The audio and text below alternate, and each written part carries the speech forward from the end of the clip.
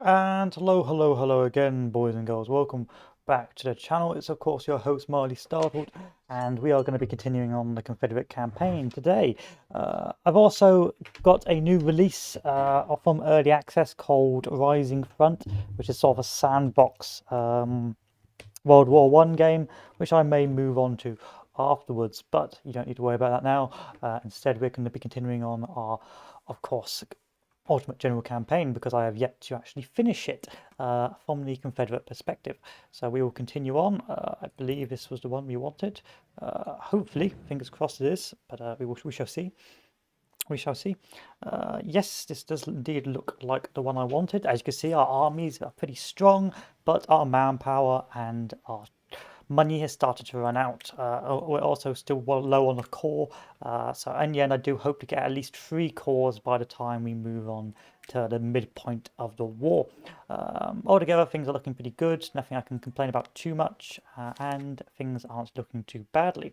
But first, we must of course go into the Battle of Gaines Mill. So it will be time for our history lesson in a second, once I've cleared out some of my garbage from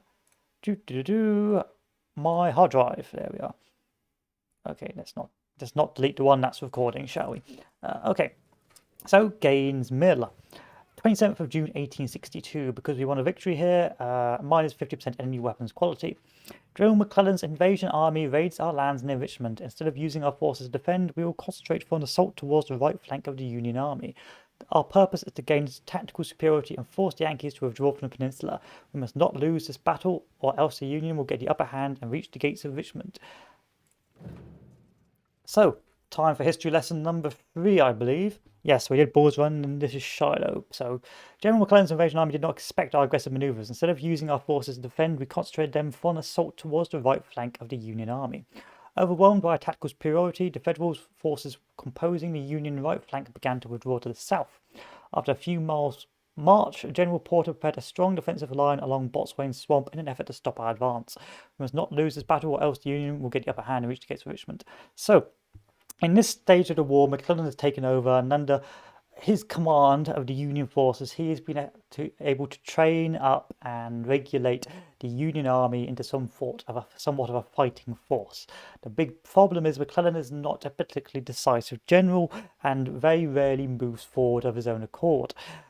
Either some people attribute it to perhaps paranoia, and other people attribute it as perhaps McClellan not wanting to fight the war and making sort of peace overtures. But regardless, McClellan is a great administrative commander at training up troops, but not a particularly decisive one when it comes to actually using them. Regardless, Lincoln sends him down south, where he sends about 100,000 or so of his own of the Union down to take Richmond.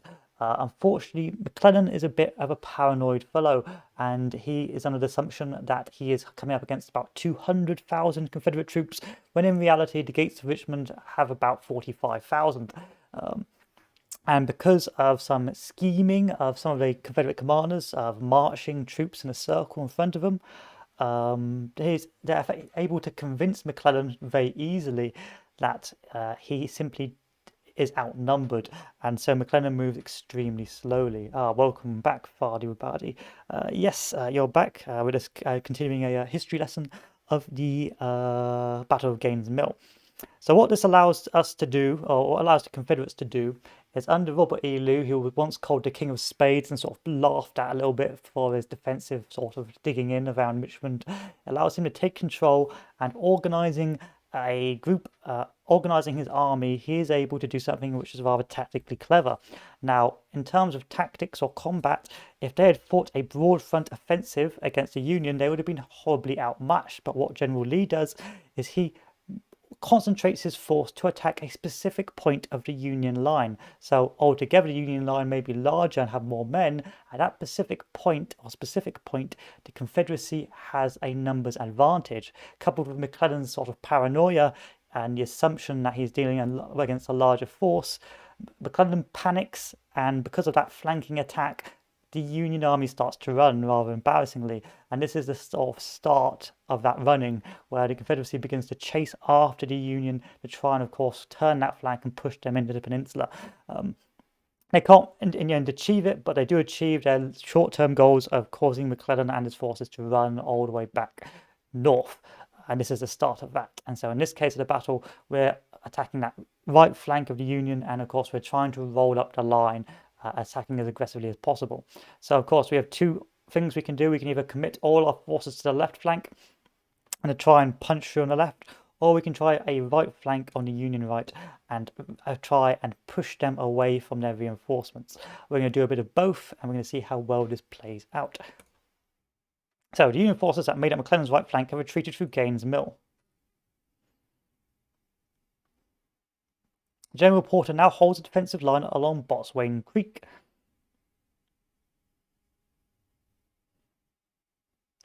Our plan is to suppress and destroy the Union's right flank is now at a very critical point. The main bulk of our forces are expected to arrive from the northwest.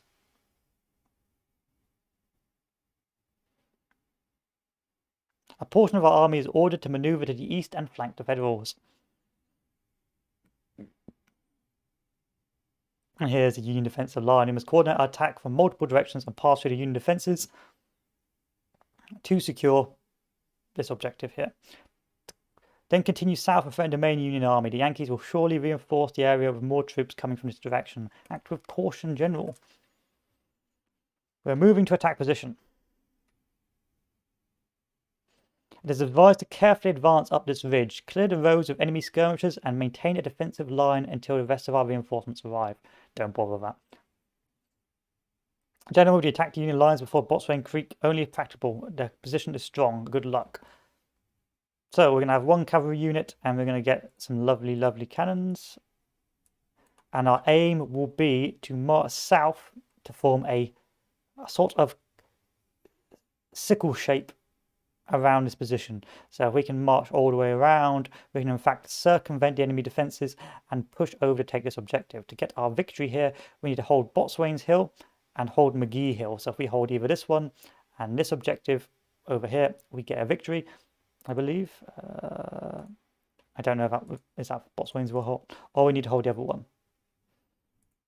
Yes, the southern strategy is the most effective, but if you can, you want to destroy the army. So once we do drive them from that position via the southern strategy, our reinforcements will move forward over here, and the eastern strategy will hope to turn it into a cauldron of which to squash the Union army before reinforcements arrive. Of course, depending on our equipment and how good our troops are, it may not be able to be achievable, but I have faith. But the southern strategy is indeed the best strategy. So we just take our troops like that and march them all the way down. We can hopefully turn the position and not have to fight over these objectives. Yeah, the frontal offensive is costly and not worth doing, so you don't really want to do that.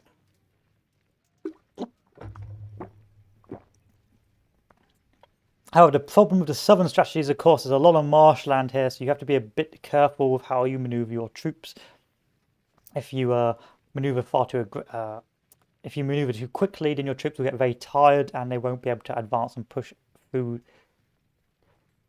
the enemy lines.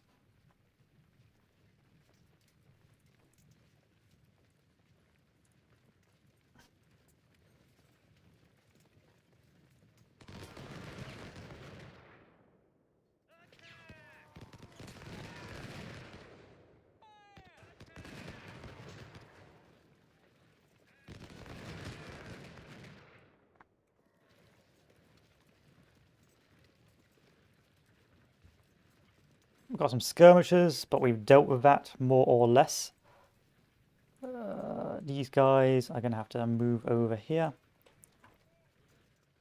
to secure this position. And our cavalry will hold behind to secure our armor.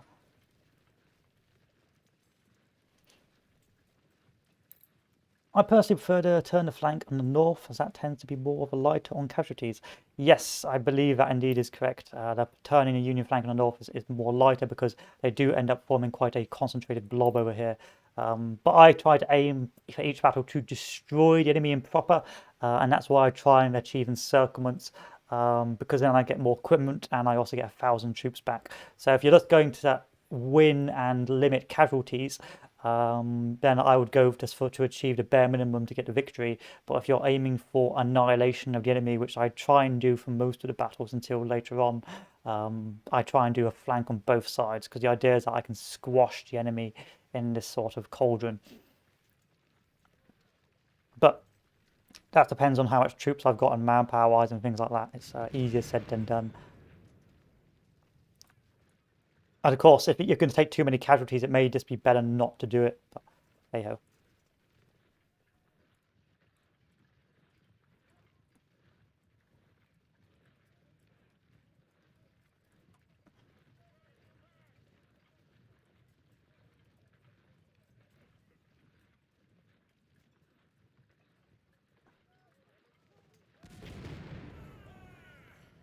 And by the time we move forward, we should hopefully be in a position to begin doing some harder damage.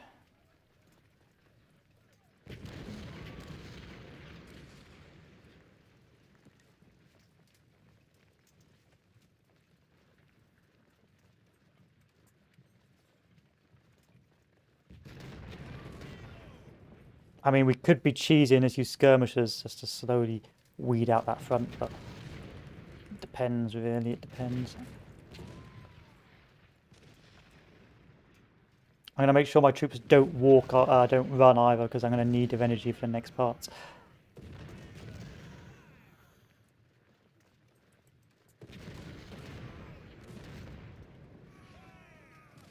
I'm going to have to send these guys running, unfortunately. I'm not going to send my guys running, and then he sends his guys running. Alright, now we just stop running because that position has more or less been cleared by our cannons.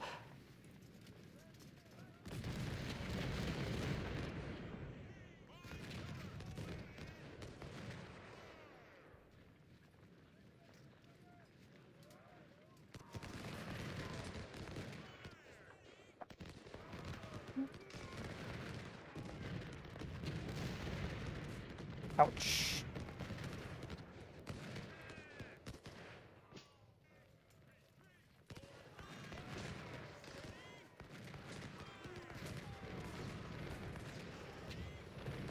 Ouch.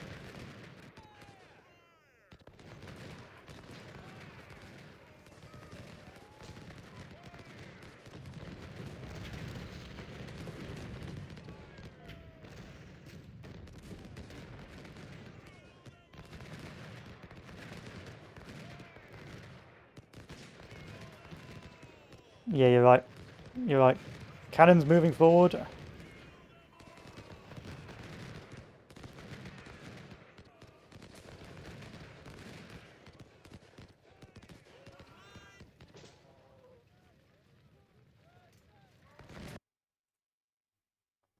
Our second reserves of reinforcements will be coming, but I don't think I have many reinforcements left to send up. Yeah, I got like one troop.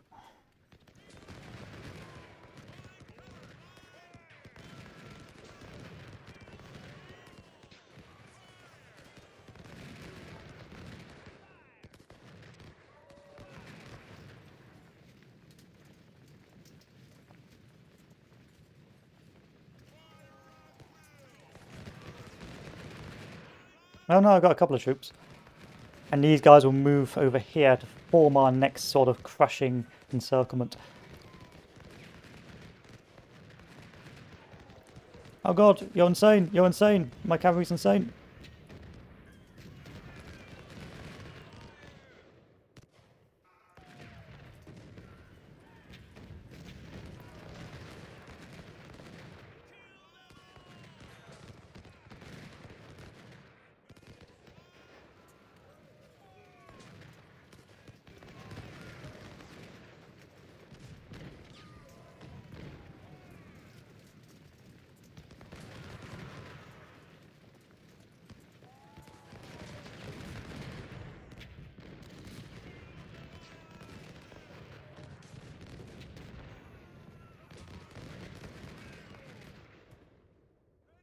And I just slowly dry them off the field.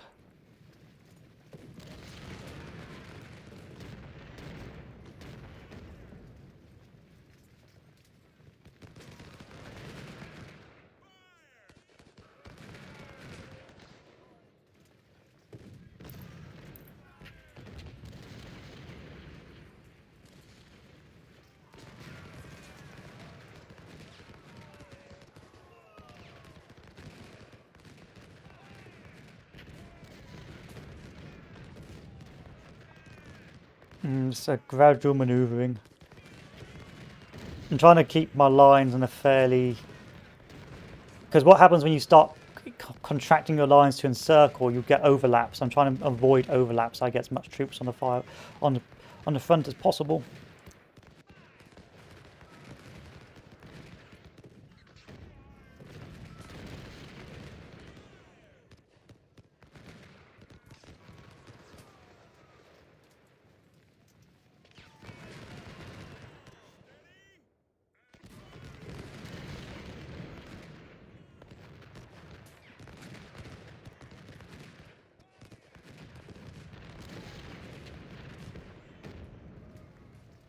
Out to cover, not very good. You guys got to run over here quick.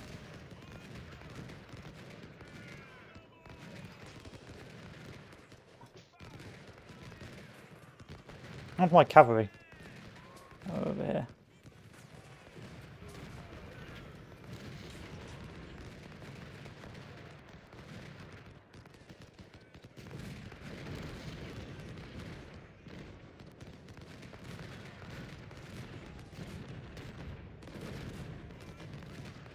Just got to threaten with that cavalry. Okay, these guys start running.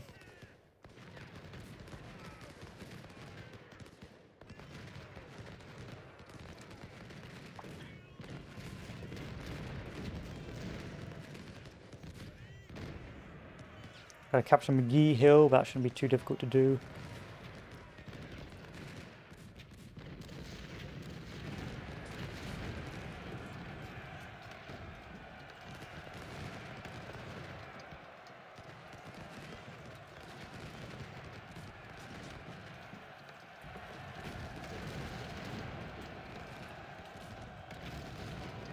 Oh god, you're insane.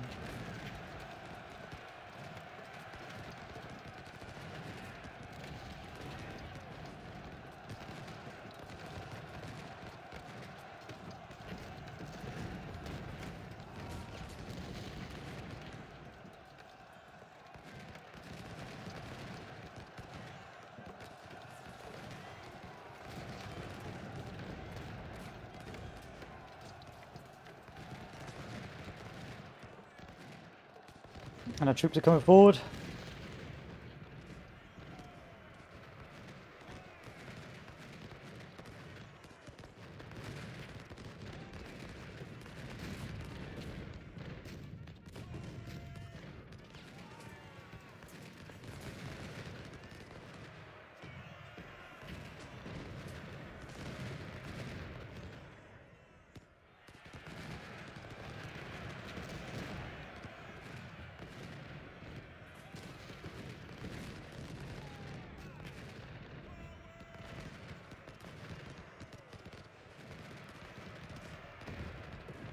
Can slowly push them back.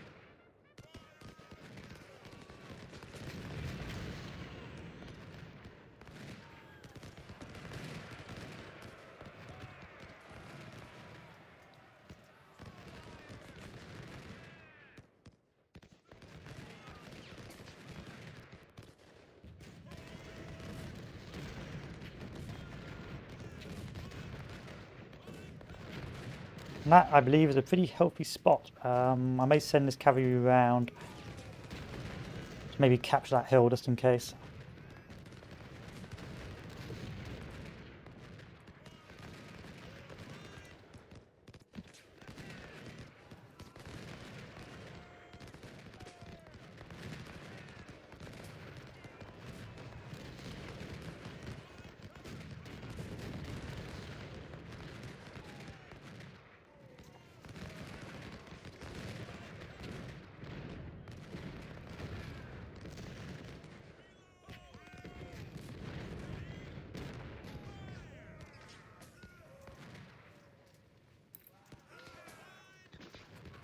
Hmm.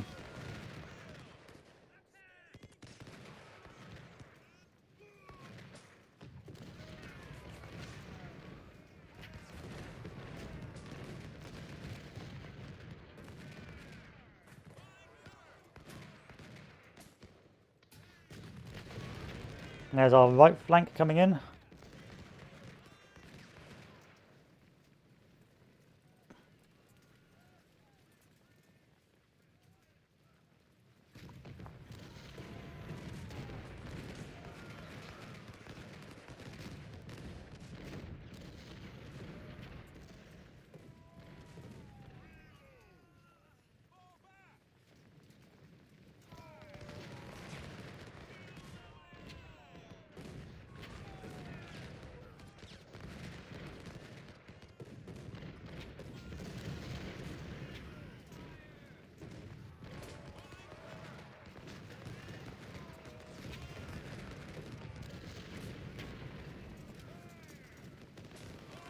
A lot of my troops are tired now.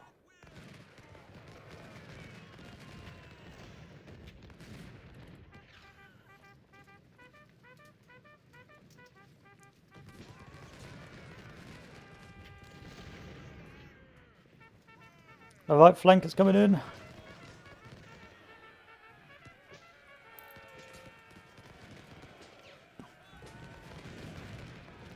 I got.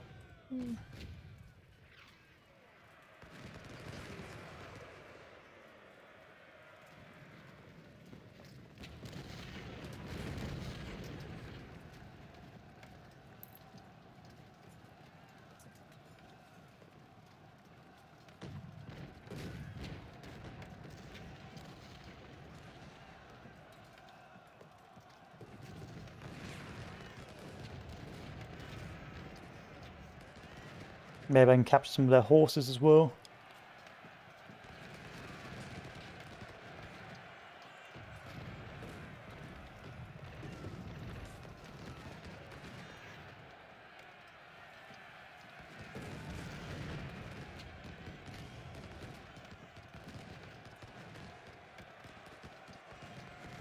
No.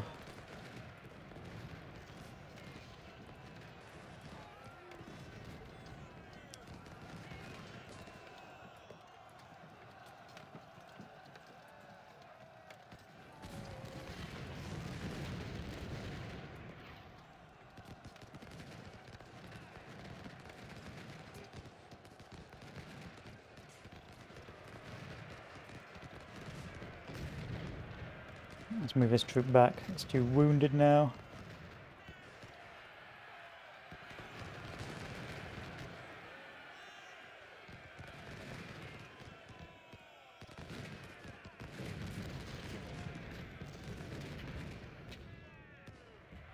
And there we are.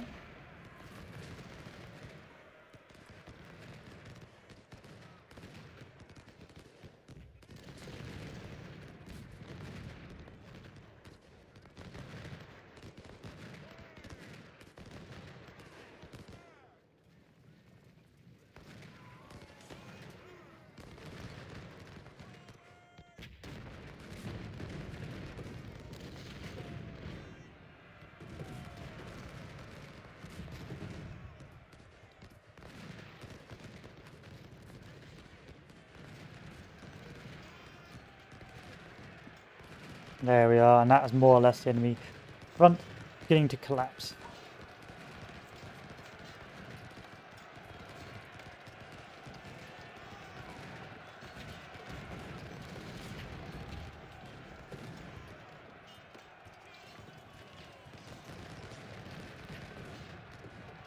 Ouch, ouch, ouch, ouch, ouch, ouch, ouch.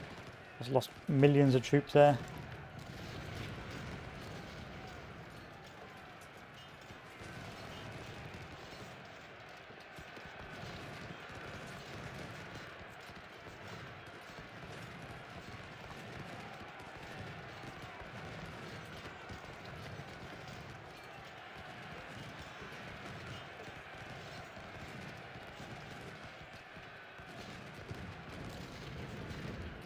My cannons have moved forward and now are being mown down. Bruh. Oh no, that's friendly cannon. Enemy cannons. I was like, bruh.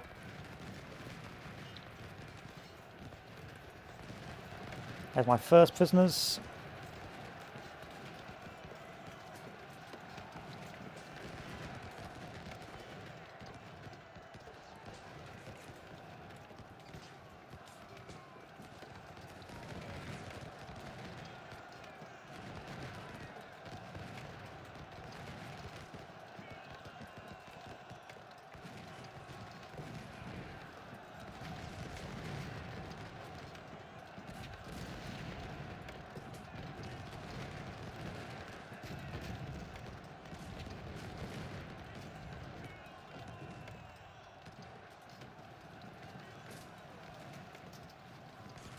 And then let's aim to capture this objective before the end of the day.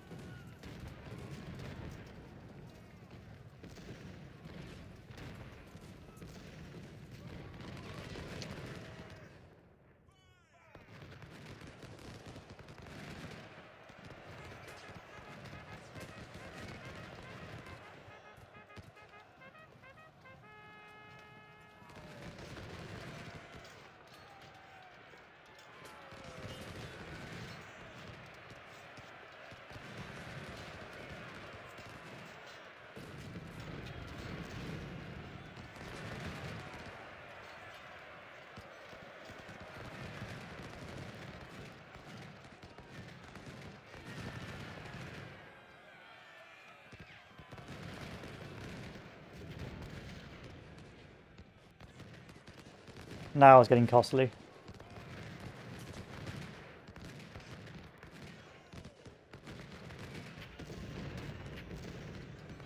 Mostly because I've got to push to capture that last part.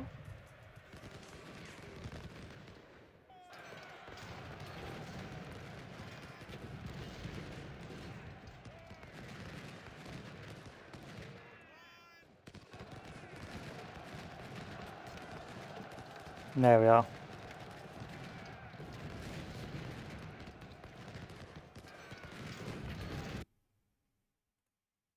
Oh, I had one more turn. Okay.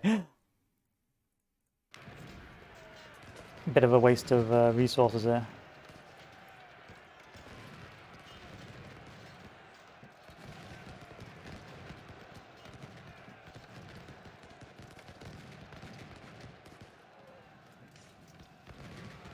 Still got 1 hour for this. Bit embarrassed. Bit embarrassing.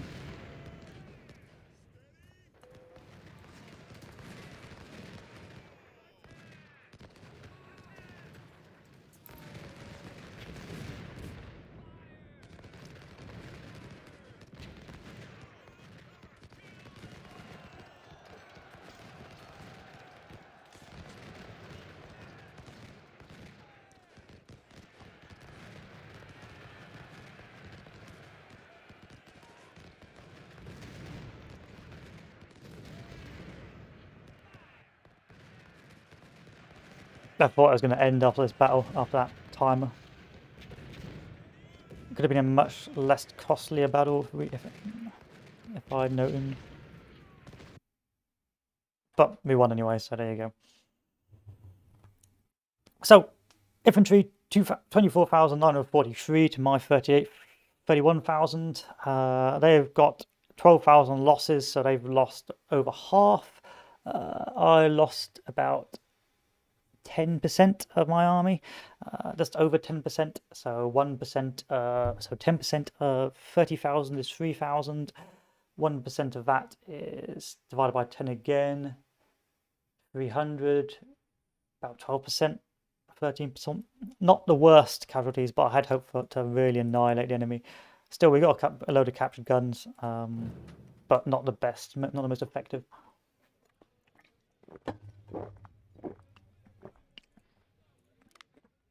Regardless, our next step is politics, and then I think medicine will be the next one for our trickle back. So we increase the size of our army. There we are. Replan all our troop numbers. Again, not spending anything too expensive on my stuff. a pretty easy battle. I had hoped to close the pincer a bit more. If I'd known I'd had more time to do it, I wouldn't have thrown my troops as aggressively for that final part. But sometimes it's hard to tell, so it's not the end of the world. It's not the end of the world. Pretty effective battle.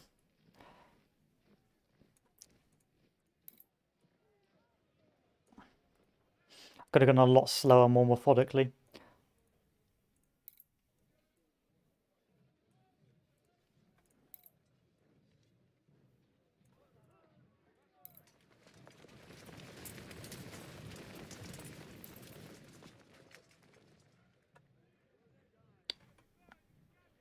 One thousand, 1,500, yes, yes, yes. Howitzers, buy a couple of those, buy a couple of these. Any more Napoleons I can buy? How many Napoleons have I got? No, not really. And then it's about repairing the rest of the armies.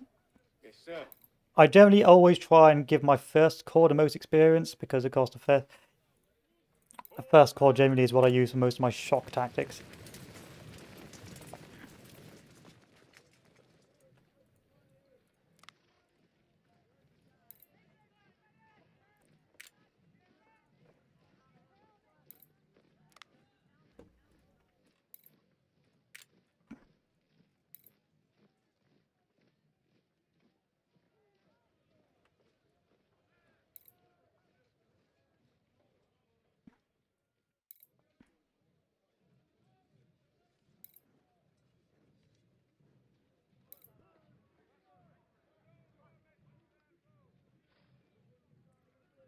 I think our manpower's not going to be too much of an issue. No, not the end. We can still upgrade more troops. That's fine. My only issue with my manpower is if I can't make more troops at the end of it, but looks like I can.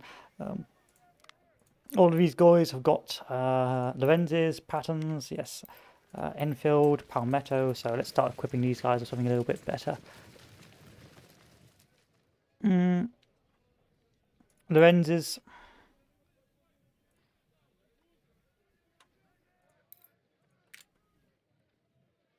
Lorenzes. Yes, sir. Got these guys, give them 1,500.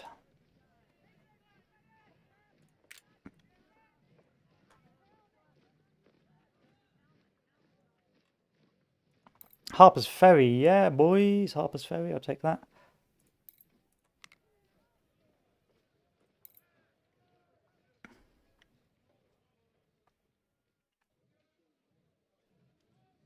Buy a couple of Mississippis. A few more Mississippis.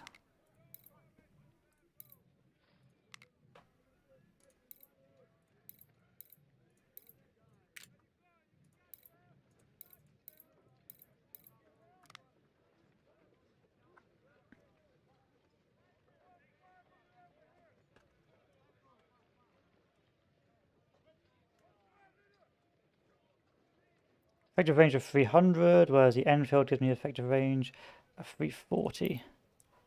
Expensive, isn't it? Very expensive. I'm going to start selling some stuff. Cavalry stuff.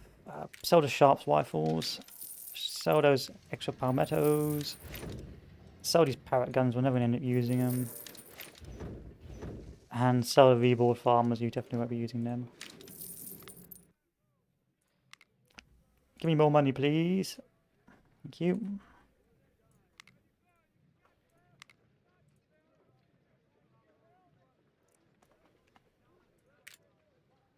Yes, sir. 1,515. Let's get some more cannons. What cannons have we got? We've got 16 of these bad boys.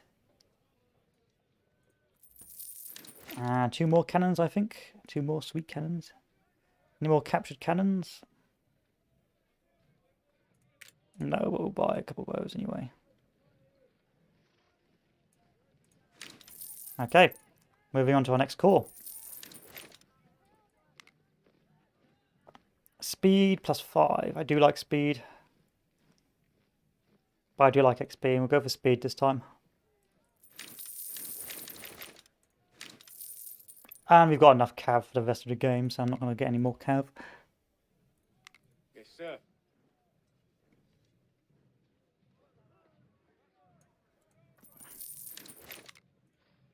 Palmetto. Palmetto. Palmetto. And an artillery piece. Let's give these guys a howitzer.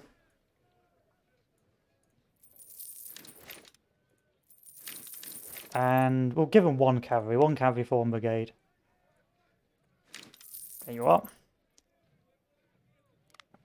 That's pretty healthy. We've got a pretty healthy army. We've got 20, 40, 45,000 men under arms, and we've got some infantry to spare. Let's start upgrading our troops.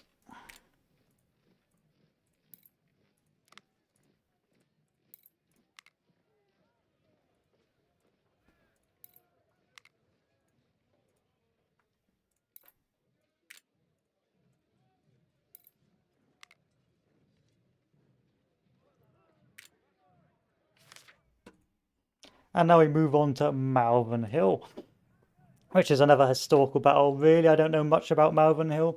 Just that it was part of the Peninsula Campaign, for sort of just the Union running away in panic.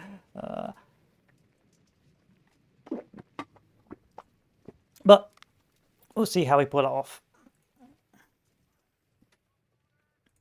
So, because we won Gaines Mill, they've got minus 10% enemy army size. And because we defeated them at the Battle of Shiloh, they got minus 15 on equipment quality as well, so they should be pretty bad at the moment.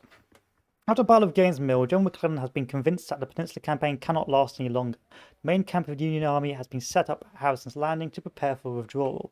Under the safety of the ironclad, John McClellan organised his last line of defence at Malvern Hill. We gamble and attack the heavily fortified position in an attempt to bring a decisive end to Union operations near Richmond. Of course, if we win, we really just dominate.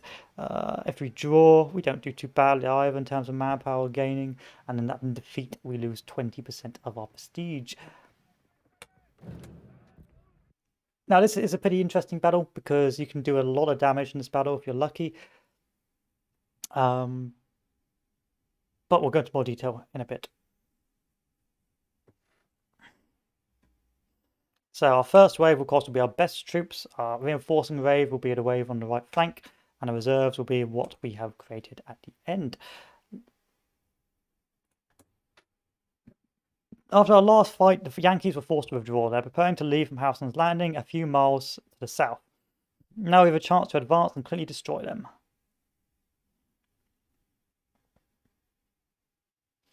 Joe McClellan is so cautious that half his army is guarding Harrison's Landing some miles southwards. Perhaps he thinks he is outnumbered. We have concentrated most of our army to seize Malvern Hill that guards their right flank. If we succeed in pushing him back, all will be lost for them. The flank will collapse and we'll be able to chase him down to the James River till no one escapes.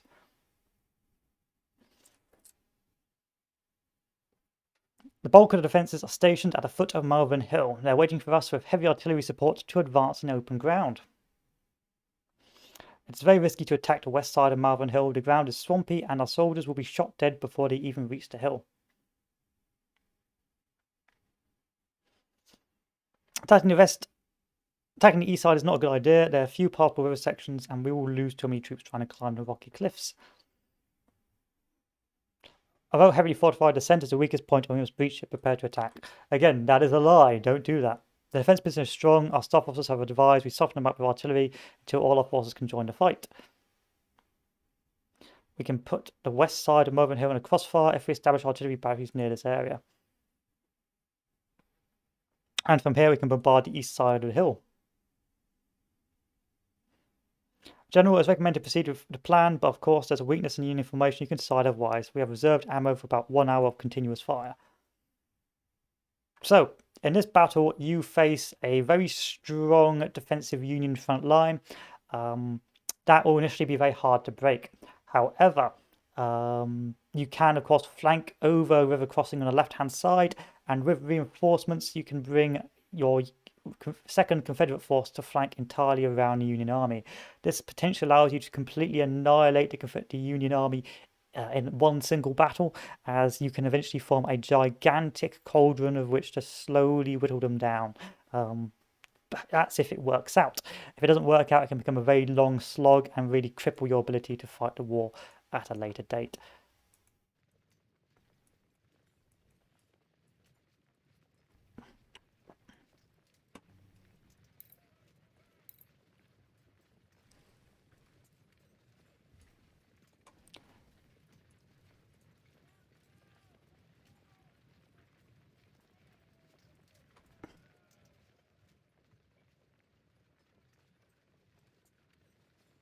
Still, we've got a pretty strong army force. There's no need to cross over here. I'm going to leave a couple of reserves on the right here.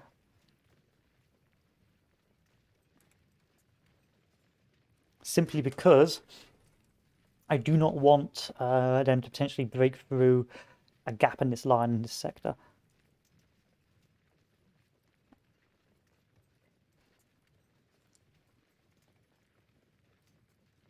And then the cannons is going to frontally bombard.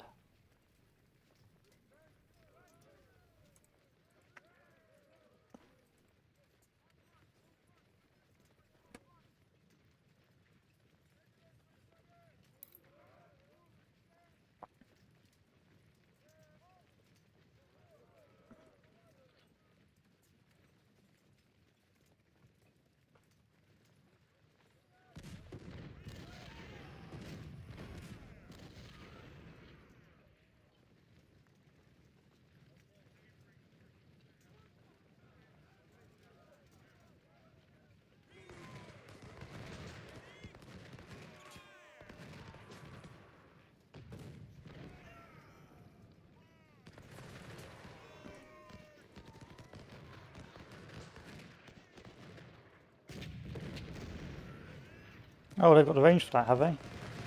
Oh, no thank you. There's literally no need for me to fight that.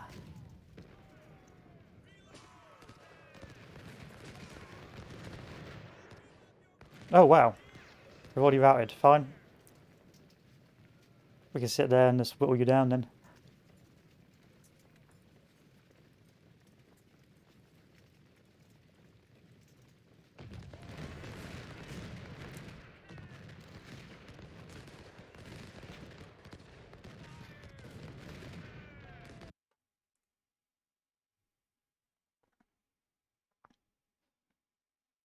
So our second horde of troops will be coming.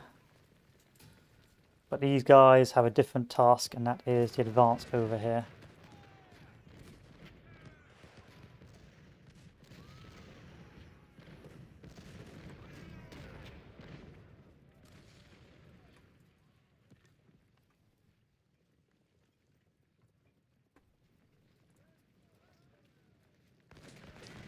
The cannons, on the other hand, are solidly set up on this position.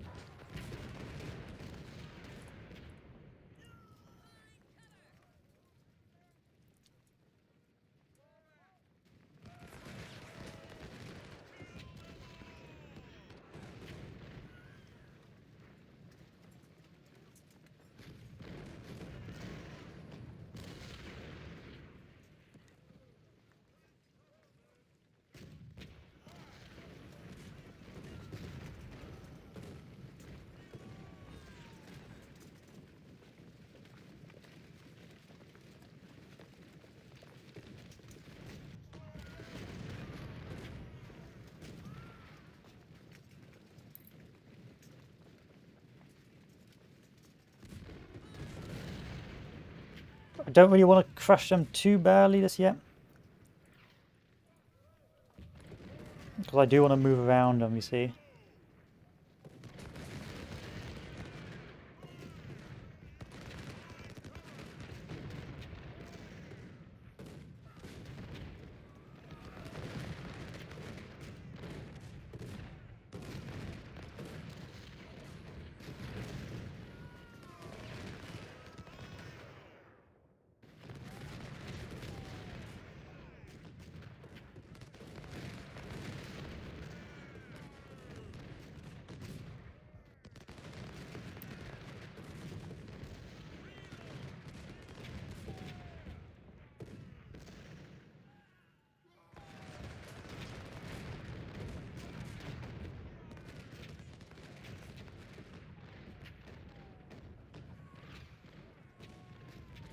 Fine, I guess we'll move over here. What's these with these troops?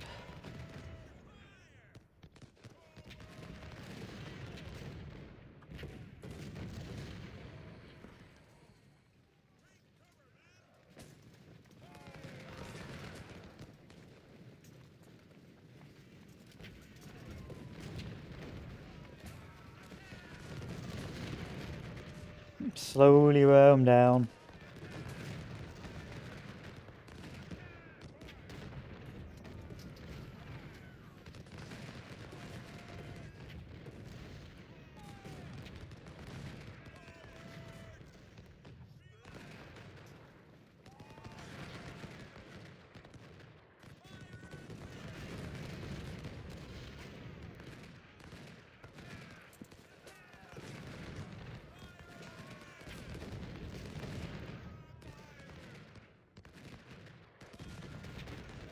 There we go.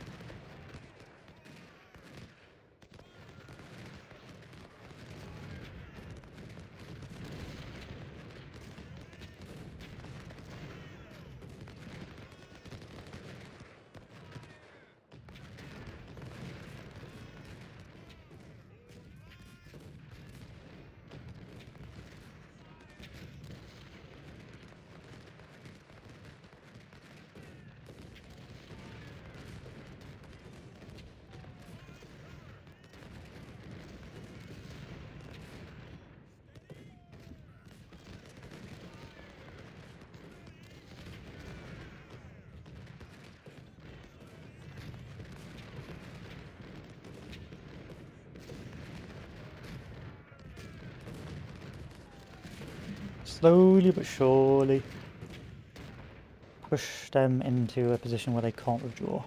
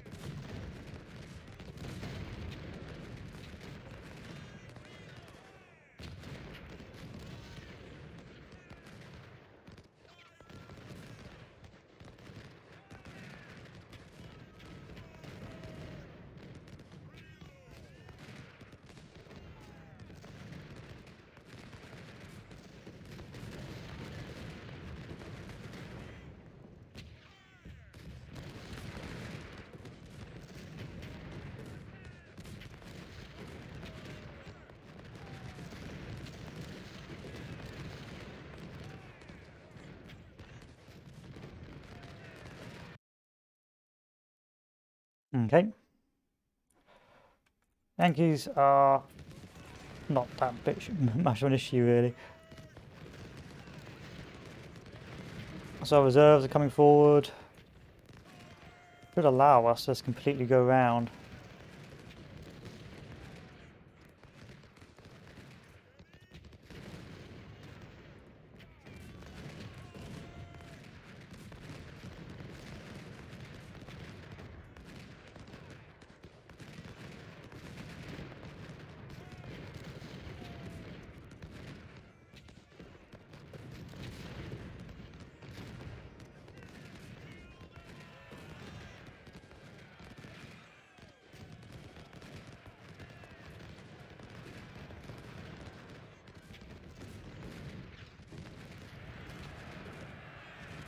Slowly breaking down.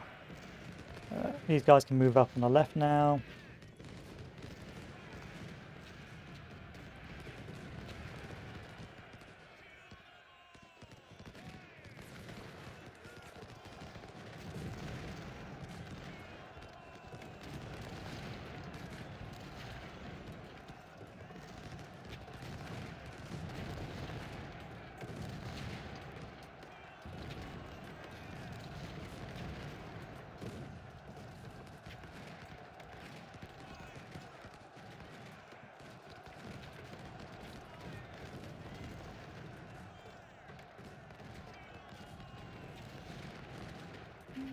And these guys can start running.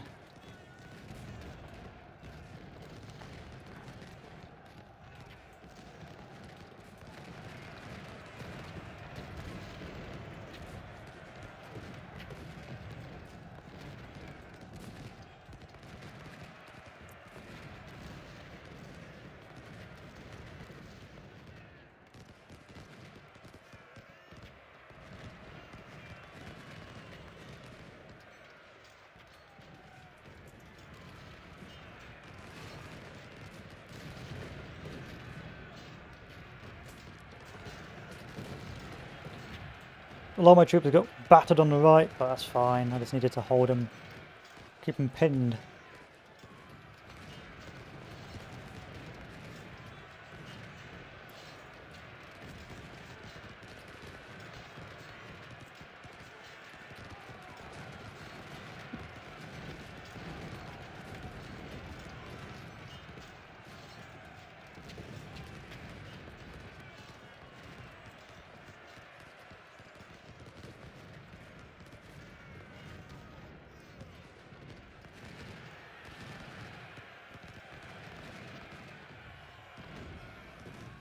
Stopping up the good stuff. Yep. The guys who haven't been in combat for a while.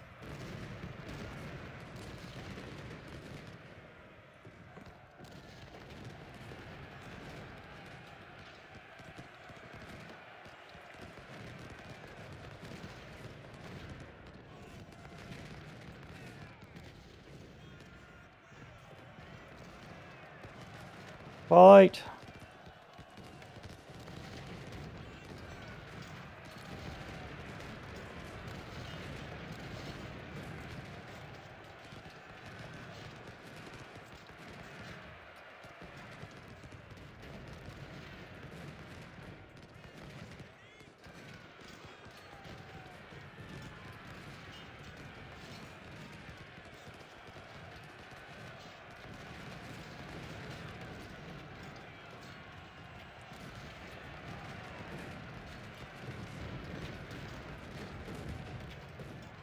I'd hope for something a tad more decisive.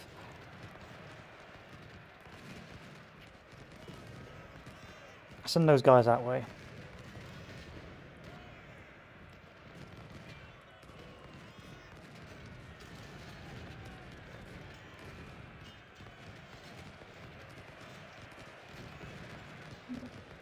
My reinforcements are taking too long.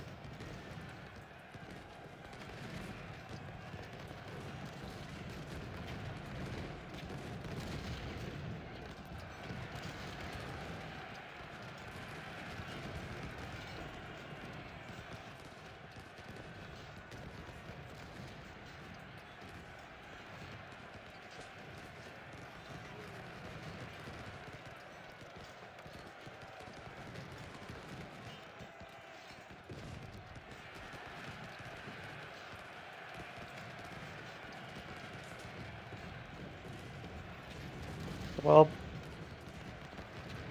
break 'em. I want to see routes.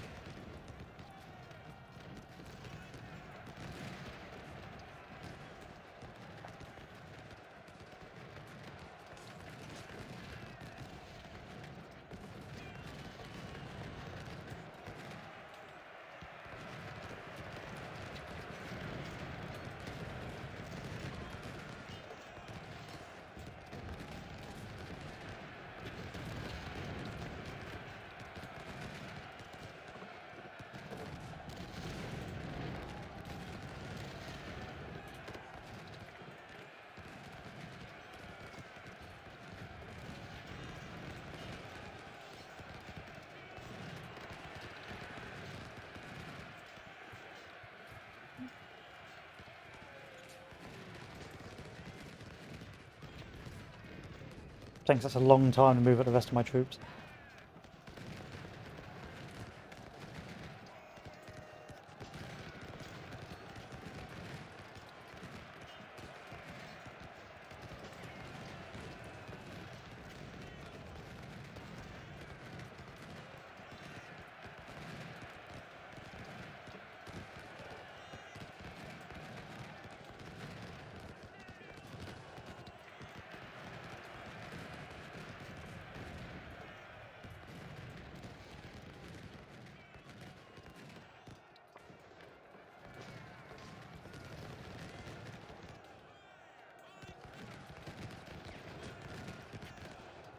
Like, if we can just keep this up, we'll just slowly crash on that way.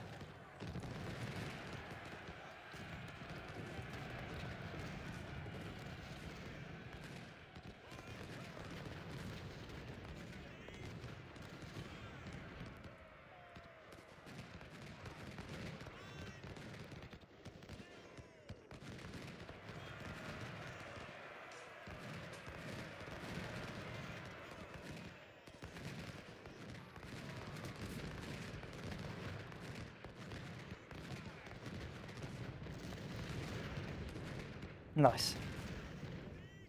I think most of their cannons are gone, which is nice. Finally was able to wear that out.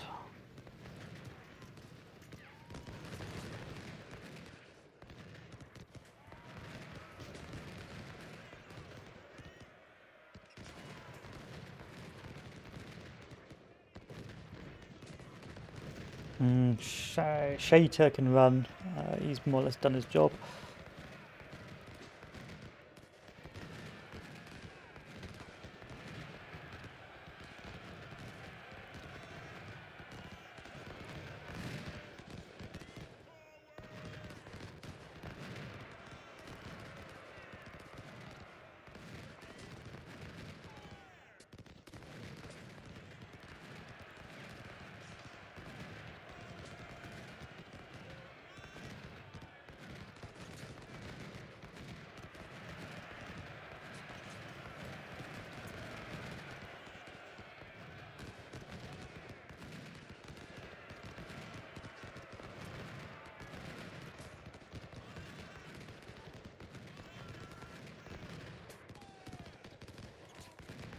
Still trying to crush this army. If I can just get this to be crushed, I'll be a happy camper, but I haven't been able to achieve a decisive battle yet.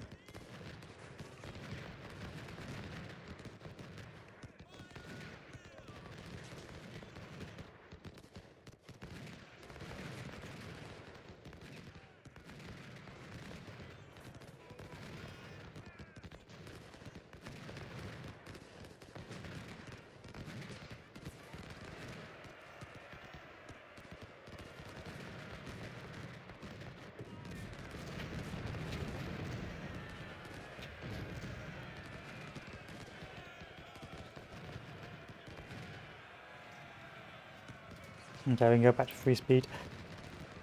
Die! We're out!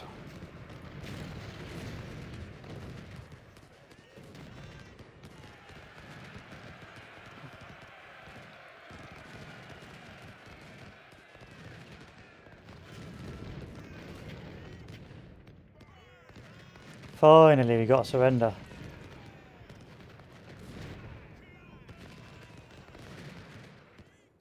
Finally. Oh, you guys are going to get screwed if I don't pay attention to you.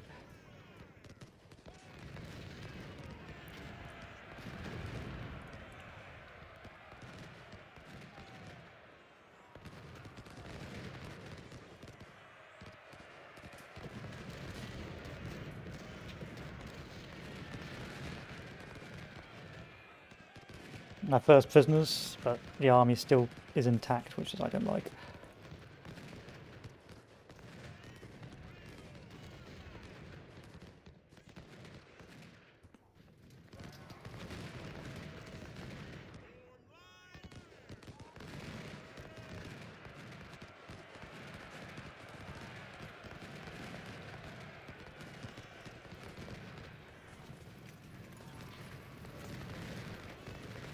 I think this is going to work. I think so.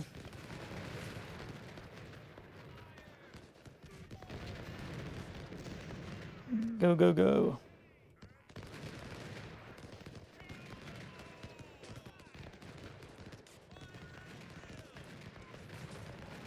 I had hoped not to drive them into the woods, but I've been able to slowly wear them out regardless, so it's not the end of the world. My dudes are slowly running out of ammo as well. Where's the wagon?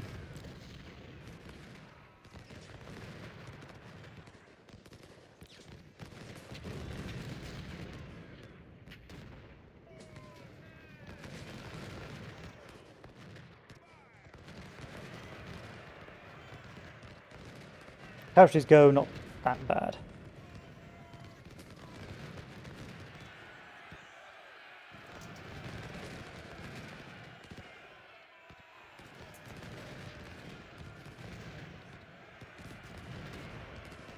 Okay, send this guy back, send this guy forward.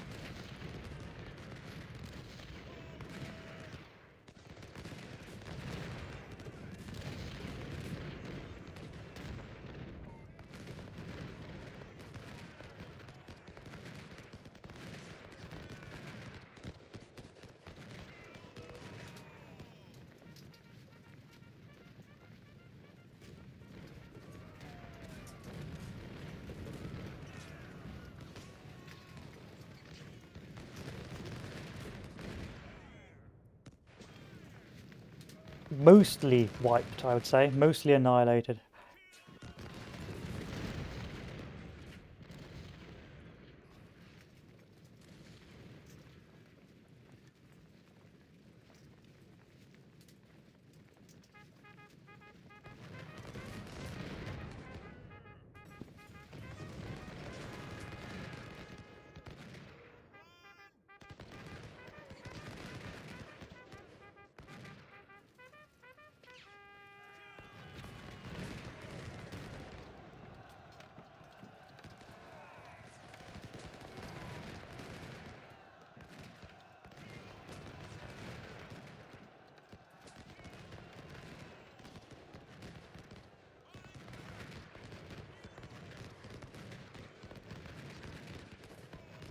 Here's my supplies I wanted.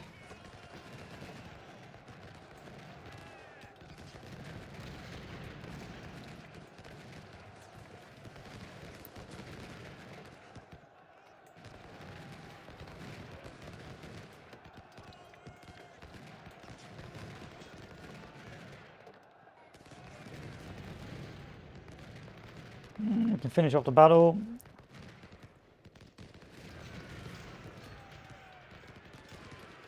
Or we can keep going. I intend to keep going until I've crushed this army.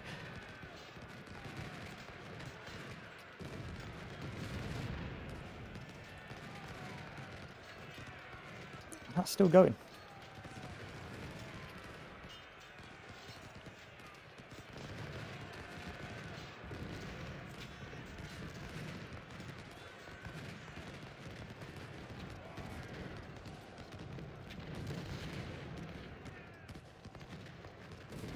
There we are, and another prisoner. Some of the losses have been excessive, I will admit, for some of my regiments, but as a rule, I can't complain too much.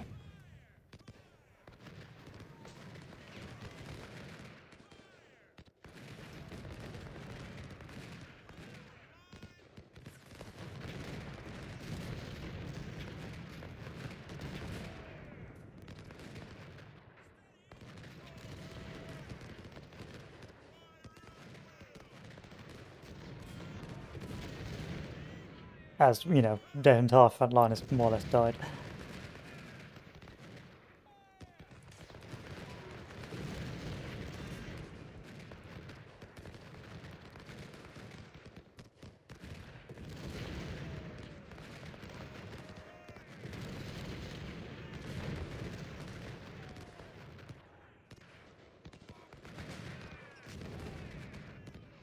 You can route, but you got nowhere to route to.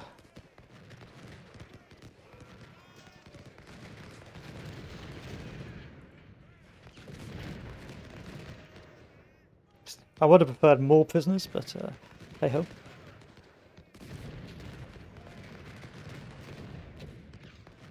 I've got captured supplies over here, and I send these guys up. 1, 2, and 3.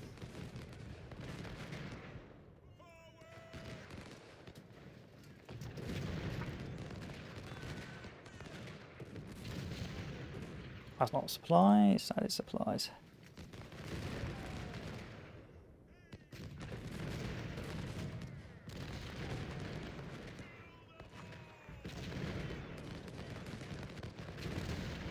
Well, now we can chill.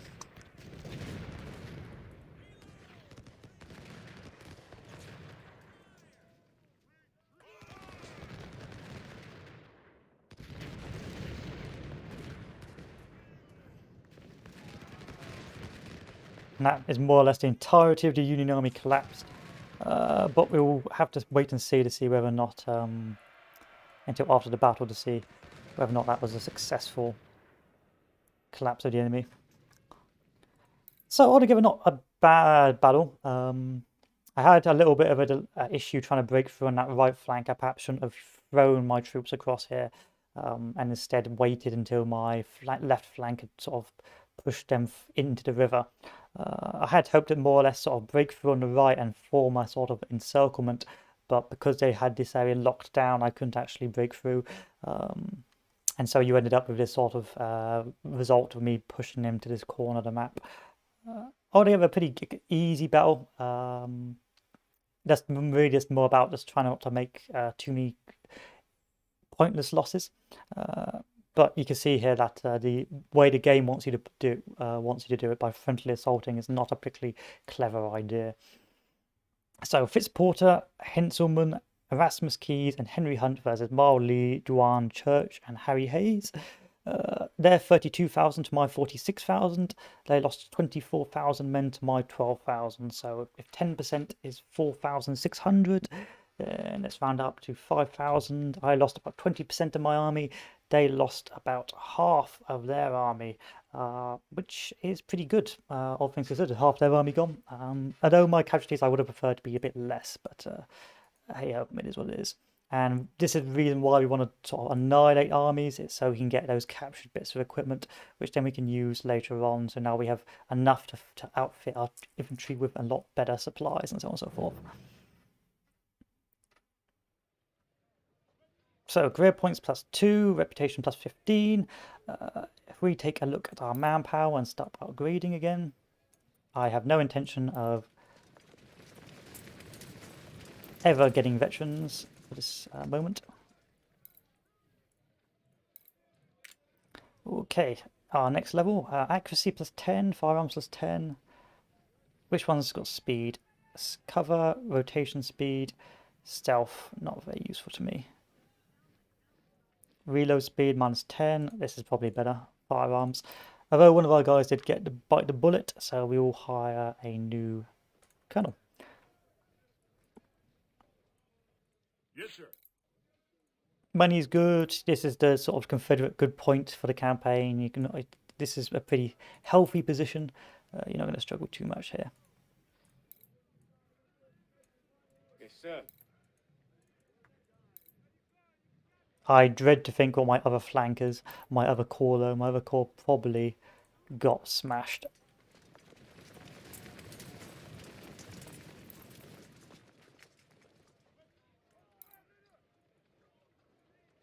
Sir, yes, sir.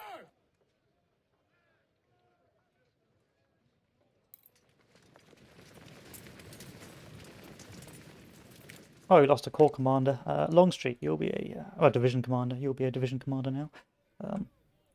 Yeah, these guys took a pounding. These guys got smashed.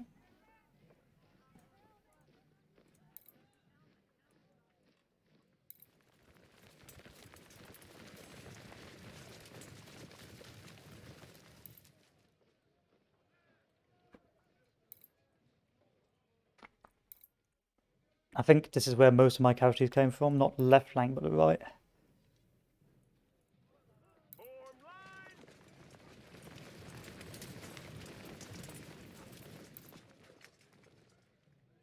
And that's going to cost us a lot of infantry equipment. Or manpower. Yes, sir. Form line. Sir, yes, sir.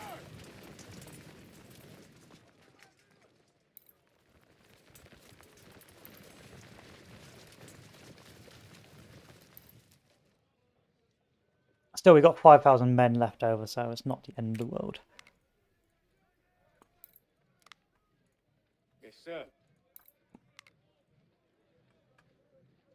And these guys now been blooded, so these will hopefully be a bit better next time. Especially once I start equipping with better equipment.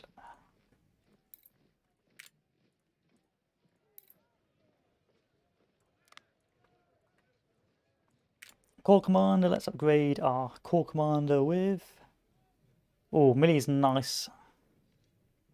Millie, firearms, reload time. Or firearms, accuracy, and reload time.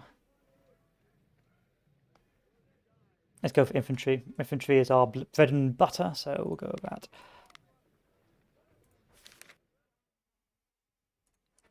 So next battle will be Second Bull's Run, but we're going to do our skirmishes first.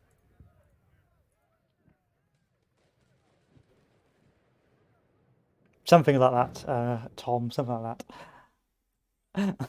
So I can wield 46, so I need about 3 corps worth of troops.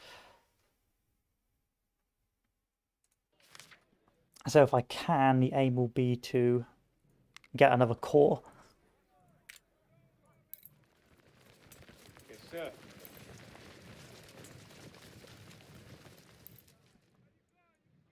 But we shall see if that works out for us. How have you been? How was your Christmas, Tom? That's the question. That's the be-all or end-all question. So equip these guys with this garbage thing for early on until my manpower runs out. 1,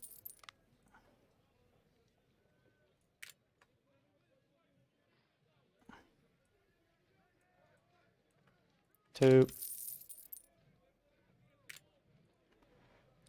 I don't use the farmers. If you'd be insane to use the farmers. Let's get the Mississippis.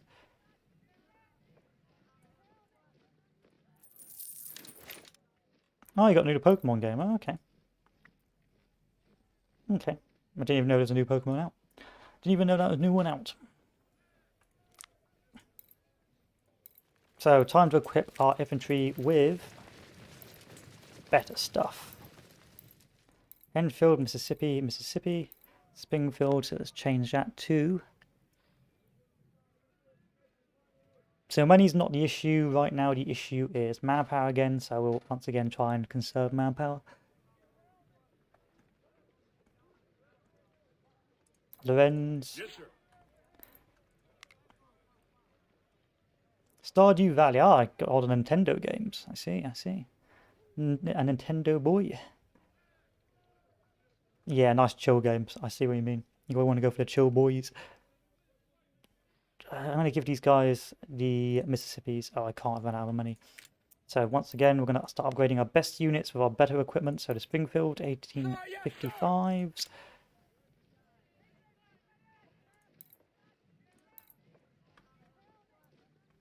Nope. Okay. Mississippi, Lorenz, Springfield. Okay, need to change that. Have a Mississippi. Our horse ain't too bad. Oh, cool, we got a tablet. They're quite hard to get hold of now. Your tabby boys. So what do I need to do? Alright, I've got to pick a stat that saves manpower.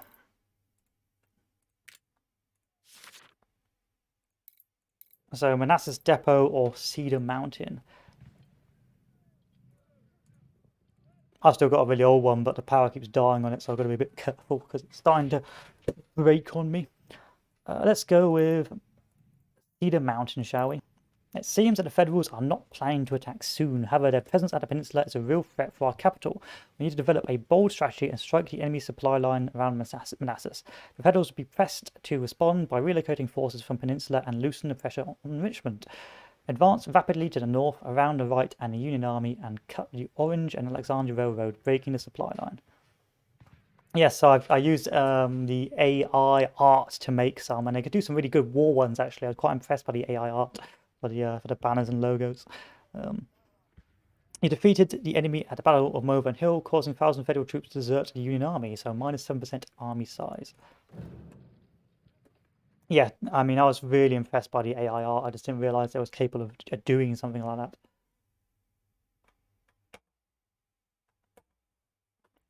Yankees have been alerted to our presence. There's some like World War I ones they can make. It's really good. They've occupied the ridge around Cedar Run. You have no choice but to attack to repel them. Good luck, General. Good. Nothing too drawn out. I forgot what I do for this map. I think I break through on the left and slowly push them off the position. I think that's the correct strategy for that. Get rid of the cavalry with the garbage guns. There we are.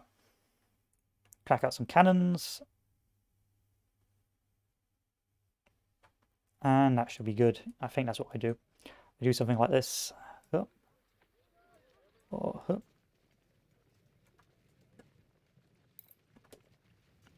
And the idea is just to break through here and then punch our way into the enemy objective on the right.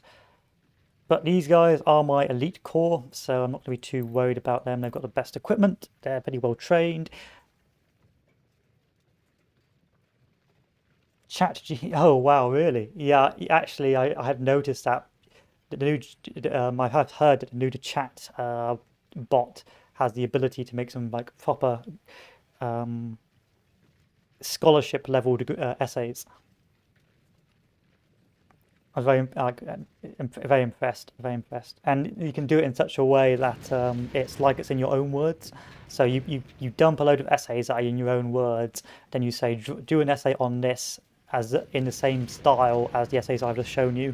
And it gives you like an amazing level of detail and clarity.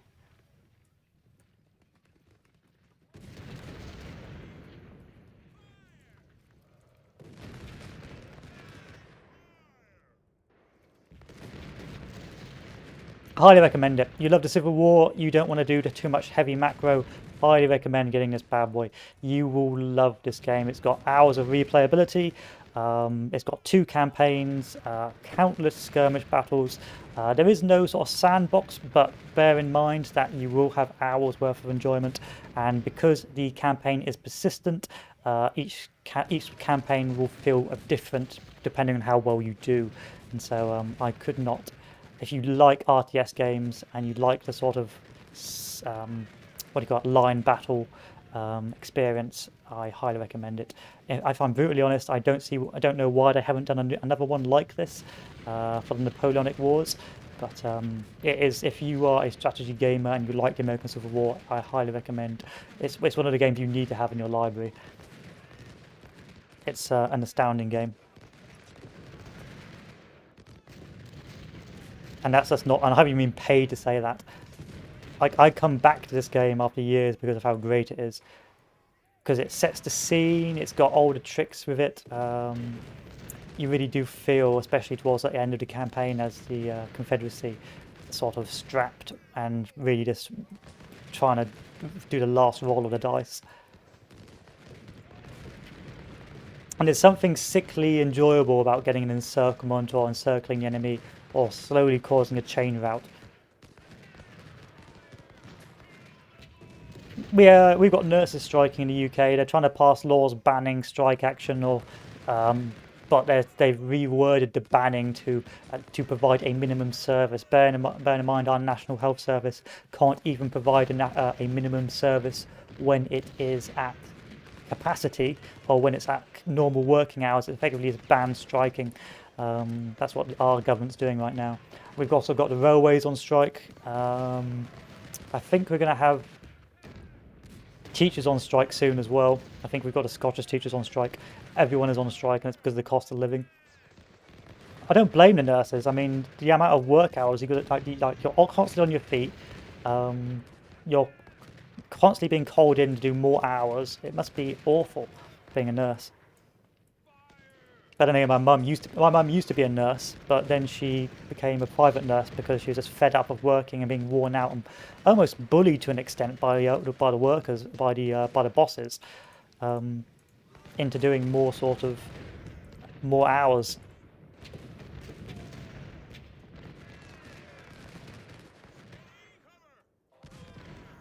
I don't blame the nurses for striking.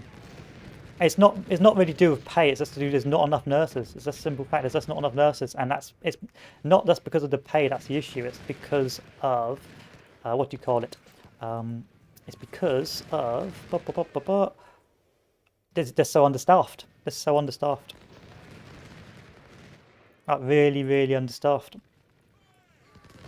And that means they have to do more work and they get burnt out. But things aren't looking too good here either, so don't be too upset. But they are trying to pass laws so it's like France where you've got to provide a minimum service, but it's not going to really change anything. There'll just be more strikes and less effective strikes. But then again, the government can't really afford to give them a pay rise, so you know. It's sort of damned if you do, damned if you don't. But don't worry, we clap for them doing. Oh, you know what happened. We clap for carers. That's what counts. That feeds the family, doesn't it? A nice little clap. But that's me being what do you call it? A pessimist. And we tried to stay apolitical here, so I'll try and not rant too much. You can see here I'm not really having to think too much about this battle.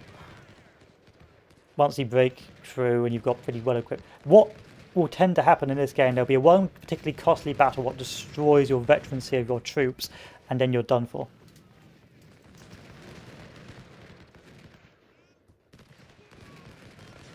We're in a bit of a weird spot right now because we voted to leave the EU and we trusted the Conservative Party to do it.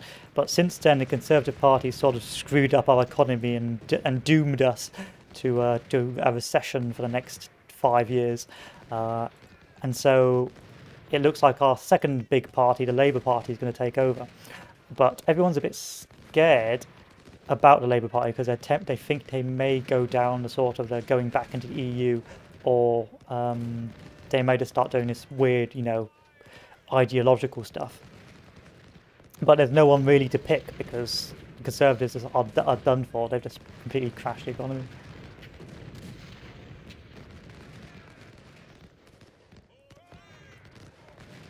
I don't blame them. You can't really blame them that much because, you know, there was a big pandemic, so you've got to expect the economy to be hit a bit hard. But it was things like the second lockdown and things like that they shouldn't have done.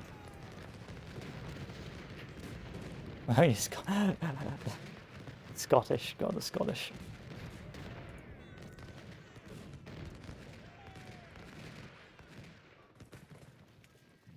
They're always trying to...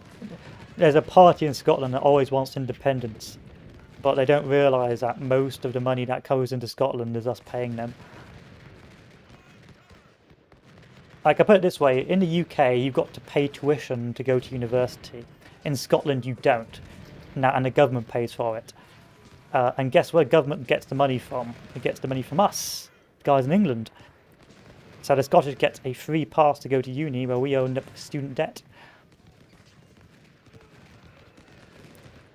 But I'm not bitter. I'm not bitter.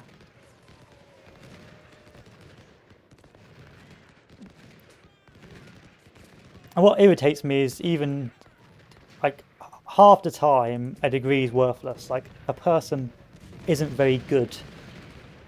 They need experience or they need to have that enthusiasm. But the way employment works in the UK is that you need that piece of paper to get a job. Like it's a passport to middle income. That's what it is. You could get a degree in the history of snails, but because you have a degree, that gets your foot through the door for an interview. Just to be out, no, a teacher. And that's how it works in the UK. So it acts as a passport to be middle class, and that's why everyone is obsessed about degrees in the UK. Even then, it won't get you a job because you need like X years of experience and you need a degree and X amount of qualifications, which no one can get unless they've already established themselves in. It's like catch-22. You need experience and this qualification to do the job, but in order to get that qualification and this experience, you need to do the job first. But I'm not mad. I'm not mad. I'm not salty. I'm not mad. I'm not seething.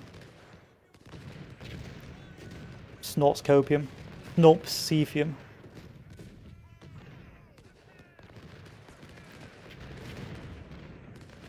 But I have a sinking feeling we're going to go the way of Poland, where people just leave the UK to find work elsewhere to bring money back home. That's what I think what's going to happen, because the actual pay in the UK is not worth the cost of living. And so what my family have done is they've gone abroad to work, and then once they've got their money, they go back and live in England. That's what's going to happen to England as well. Because you could do a job in Dubai that pays double with no tax, and if you did the same job in England, you'd get half of it would get taxed, and your outgoings would be too high. So that's it's like people just start leaving the country, and then they come back and buy houses and increase the housing prices. But that's enough. That's enough. No more cefium, no more copium.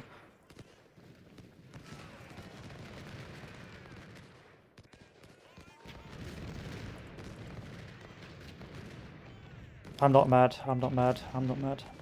Try not to think about it. Play video games instead. That's a healthy mindset to have.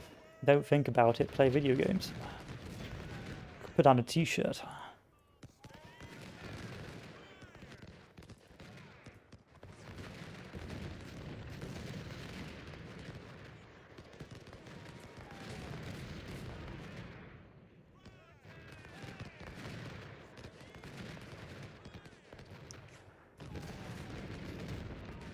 And victory. All I have to do now is hold, chill, relax. I don't think it came out of a tutorial when I bought it. Normally there's tutorial scenarios at the start of the campaign, which sort of breaks you in. I can't remember if there is a tutorial. I'd have to check. Once this battle's over, I'll save. But I honestly say you don't really need a tutorial for most of the basic concepts. You've got cover. Woods give you more cover, forts give you more cover, and if you're in a river you get no cover, and to do the most damage you need to get the best weapons, the best training, and to flank the enemy. And part of the game is sort of failing along the way. Like that's part of the enjoyment of the game, it's the failing.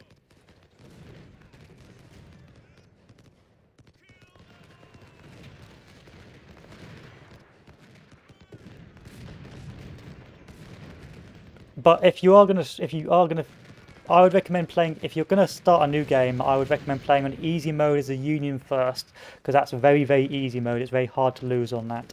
And then once you're happy with that, then go medium as a union, and then once you're happy with that, then potentially do easy difficulty as the Confederacy, and then medium for the Confederacy, because medium for the Confederacy is like hard mode. But if you're gonna feel like you don't want to like get to like 2 hours into your campaign and lose, then I would recommend that you go with the Union campaign on easy at the start. I mean, the last, like it will be painful towards the end, but it will never feel like you're going to lose.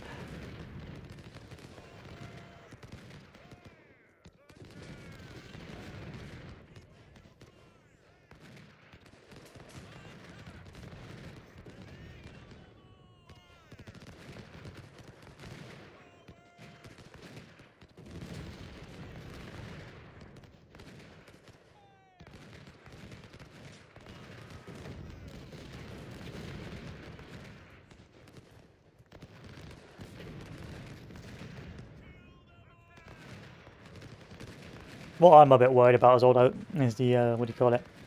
Electric vehicles. That's the future, but the thing is, the UK hasn't got the infrastructure for electric vehicles. They haven't got it. Our roads and that are too cluttered. We got no forecourts. So this is skirmish mode. So this is a skirmish mode. So you have the big historical battles, but on the lead up to the historical battles, you can choose to play skirmish battles for money and for more manpower. And these skirmish battles can be based off historical scenarios or historical minor battles, or they can just be random scenarios.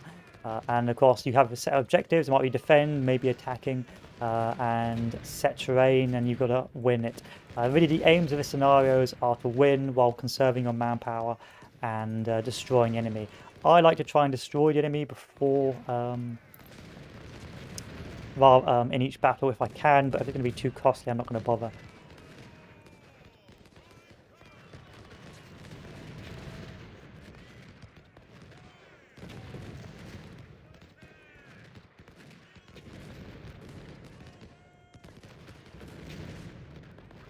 So in this case, I'm slowly going to try and chip away at these guys. And try and destroy the enemy in detail.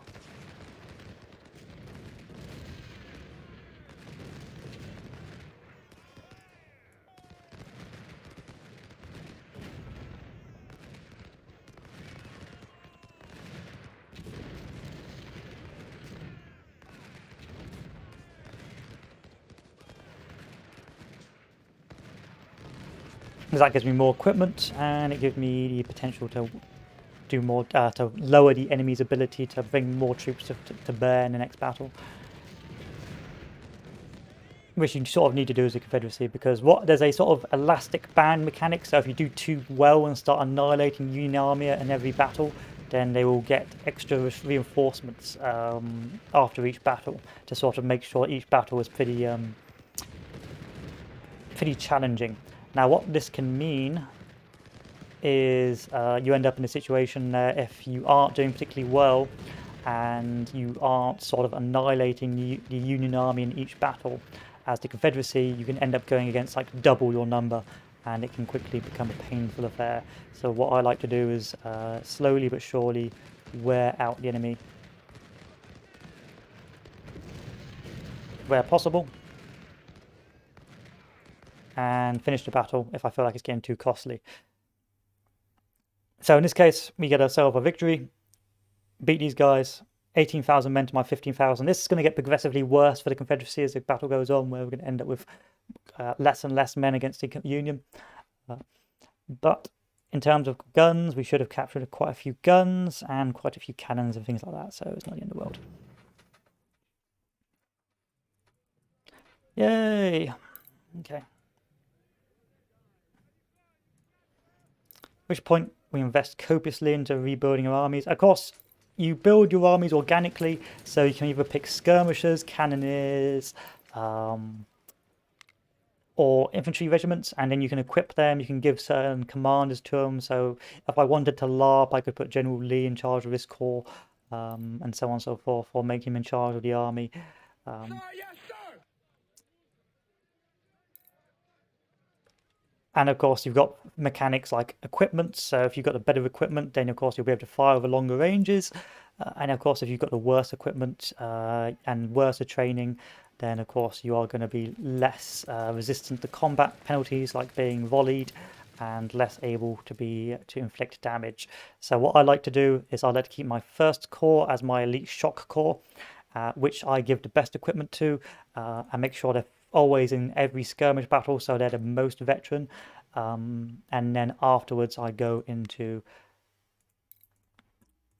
other other fields. But I very rarely will spend money on veterans unless I absolutely have to, because it's costly. But you can see if I increase, if this means that each battle really can have a real big impact on the future battle. So if I fight the next battle and this core gets annihilated, then I'm gonna have to use all my money and all my recruits to replace that core, and that means that they will have pretty much no experience, and then in the next battle they will get annihilated, and it will progressively get worse and worse unless you really pull off some very tactically clever moves.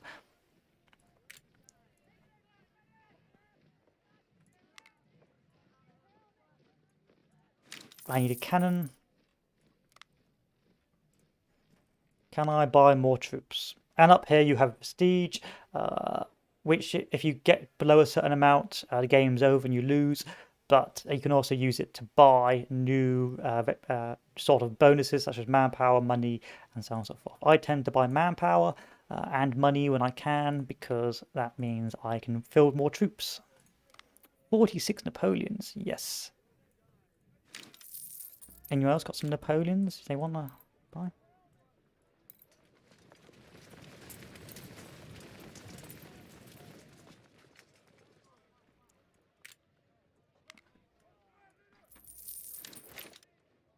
Okay, infantry. These guys I equipped with crappy troops, crappy equipment, because it's cheap and it's captured, so I don't have to worry too much about it. And then we move on to the next battle.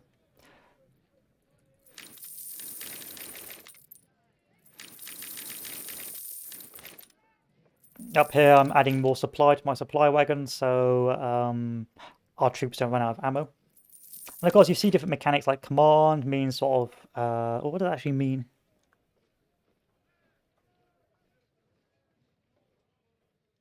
Affects efficiency, so different commanders affect efficiency. Morale, of course, is shocks. So what you can do is human waves against the later levels, and try and break through defenses. If your troops are very recruit level or they're quite inexperienced, then they won't do a very good job at breaking through. Stamina is, of course, the ability to run. That's very important for later battles. Firearms, of course, how well you fire, and melee is your charge.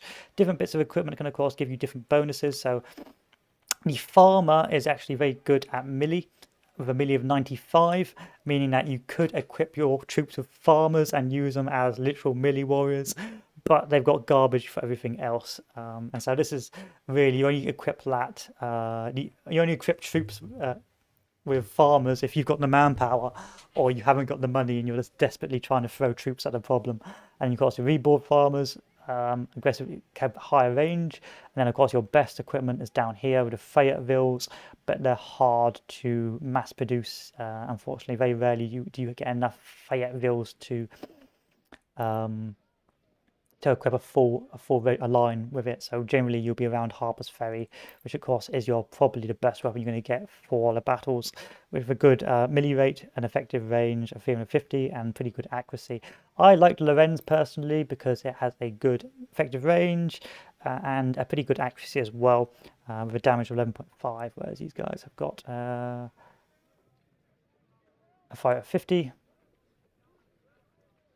fire of 40. But I would go for Lorenz if you can, as your bog standard, if you can afford it.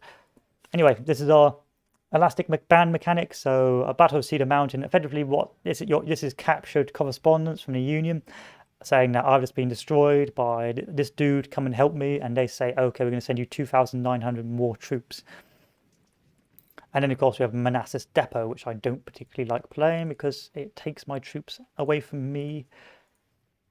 Manassas Depot is a pretty naff battle, but it's another skirmish on the lead up to the second Bulls run. So, our latest reports describe a massive federal supply depot at Manassas Junction, guarded only by a small garrison. You will lead General Trimble's brigade. His regiments are taking up positions in the woods and are ready to commence the assault before daybreak. More reinforcements on the way to support you.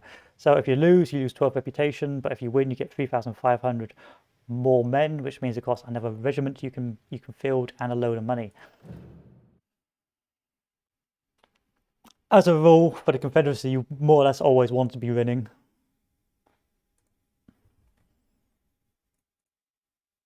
Trimble. Yeah. I got it. So to win this, I need to hold both depots. So I need to move both troops forward. But these troops are not my own. These are free spawns. So that means I can pretty much obliterate my troops.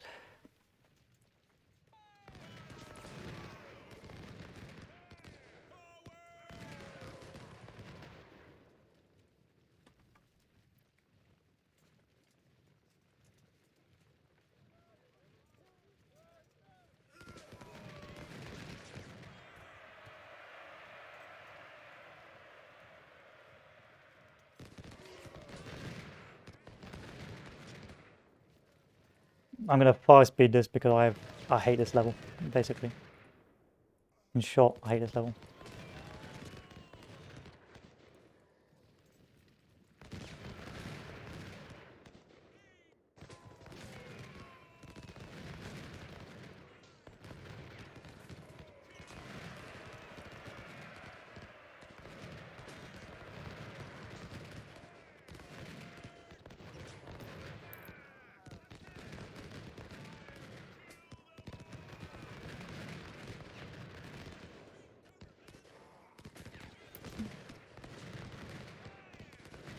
So we start firing down on this fort. This fort is poo, don't worry about it.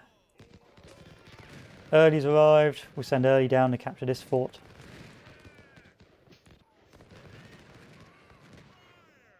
And then we move our troops in.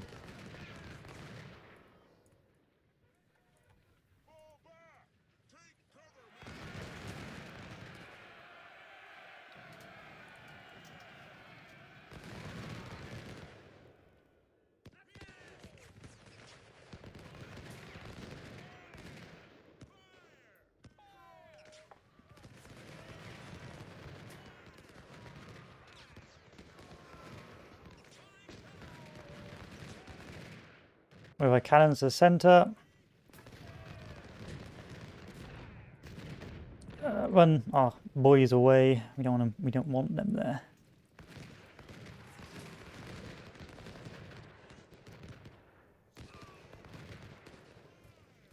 And move everyone else around. The idea here is just to delay and be a nuisance. That's all we're trying to do here.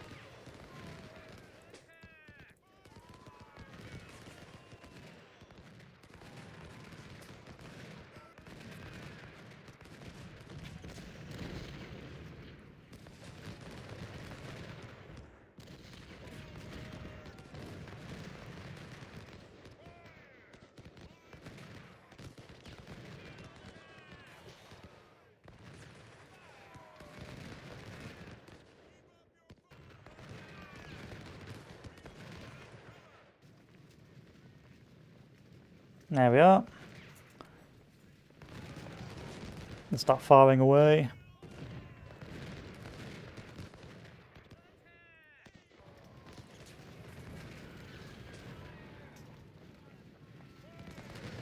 Panic because they've just taken up position.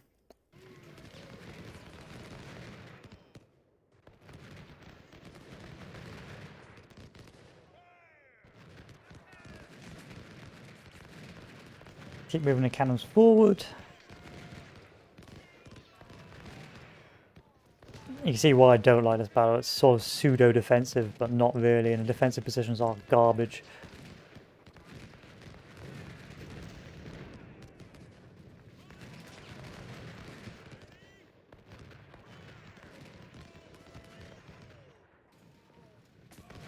And the troops you have are pretty garbage as well.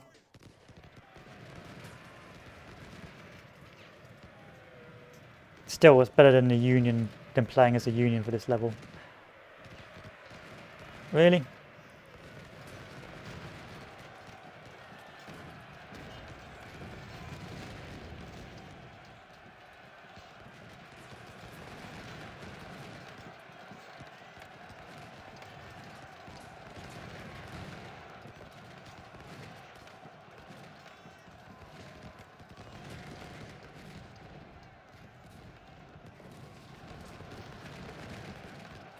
And now we just have to wait and hold for like the next 20 minutes or so.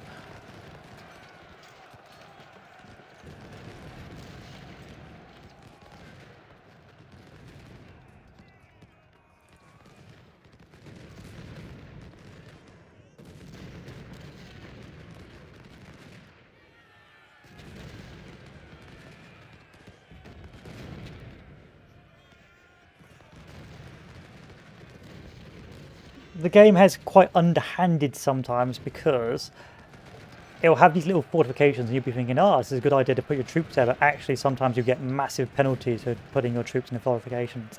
And sometimes that's to represent the historical weakness of some fortifications. So it gains mill if you put your troops into cover. What will happen is you would take massive casualties on the trench line because, of course, historically those trenches were pretty poo. All those defences were pretty poo.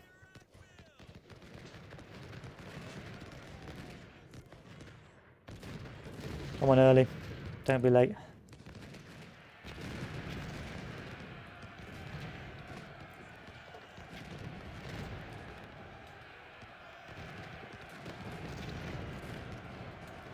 And with that, we're good. We can do as we like. Because they're not my troops, I can also start throwing them into the meat grinder. To start taking as many damage as many troops as possible.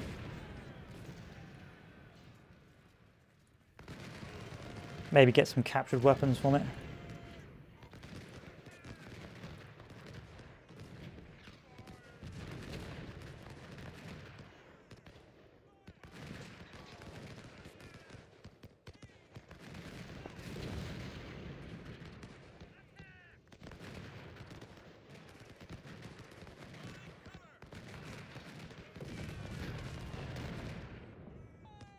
Oh, they're running into the woods.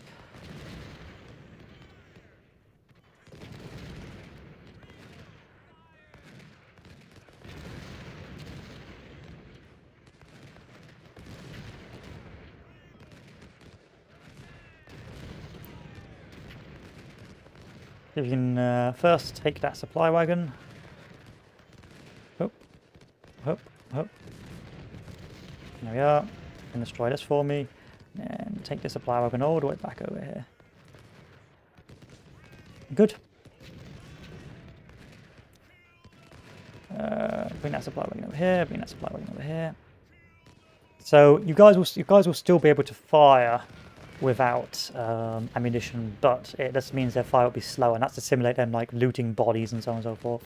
Because it'd be a nightmare having to move troops around without supply. So it's always recommended that you have a large supply reserve.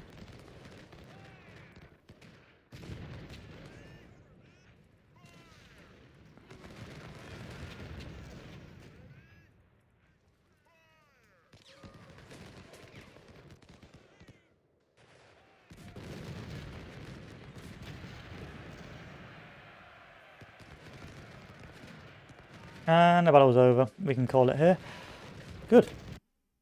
7,200 Union troops to my 6,000. They lost 5,000 to my 2,000. Pretty good odds. Pretty good casualty ratios. The only reason we did this is because they're not my troops, so I don't care what happens to them. And because now we get 1,409 Springfields, 1 M1855s, and a load of supplies. That means I can upgrade one of my infantry units and give them an awful lot of ammunition. So now I can give these guys an M1855. Yes, sir. And give these guys an M1855.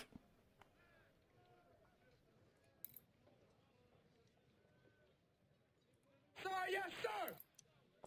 And keep Lorenz.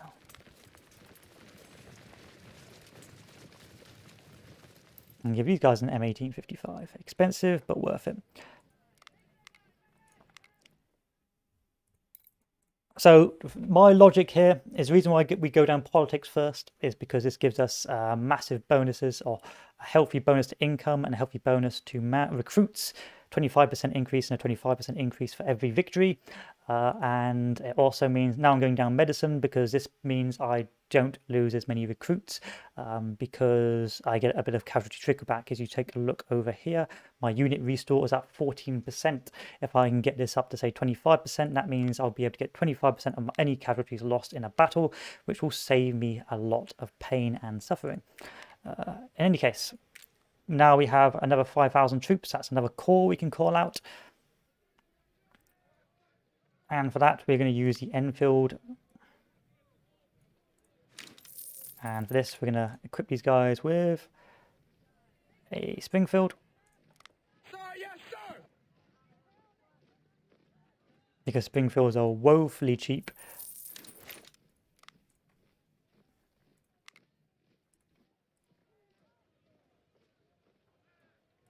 And then we're going to equip some cannons.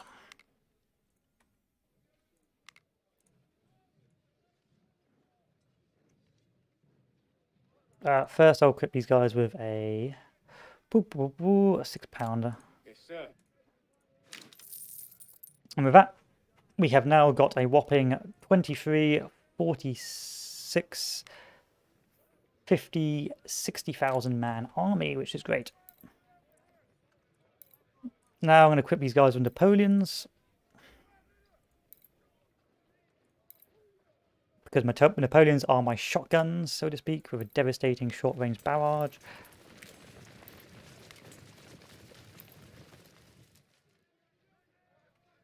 Sir, yes, sir.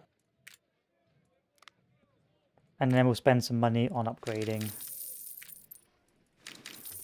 our cannons.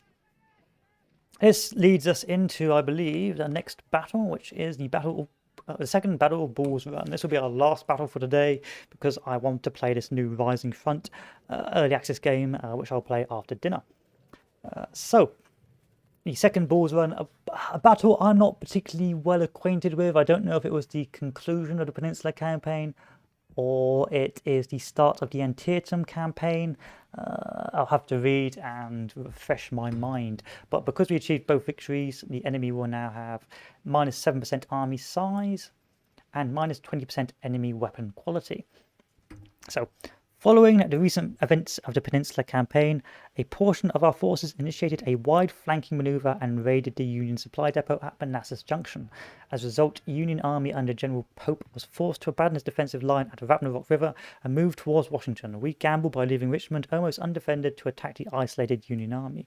So it appears like this is the culmination of the Peninsula Campaign and not the start of the Antietam Campaign, or maybe the Antietam Campaign was the conclusion of the Peninsula Campaign, I can't remember, but we'll take a look in a second. Victory, of course, gives us loads of manpower. Draw gives us not a lot. This will probably just about repair our army, and of course a defeat will just result in our collapse. So, second Battle of Bull Run.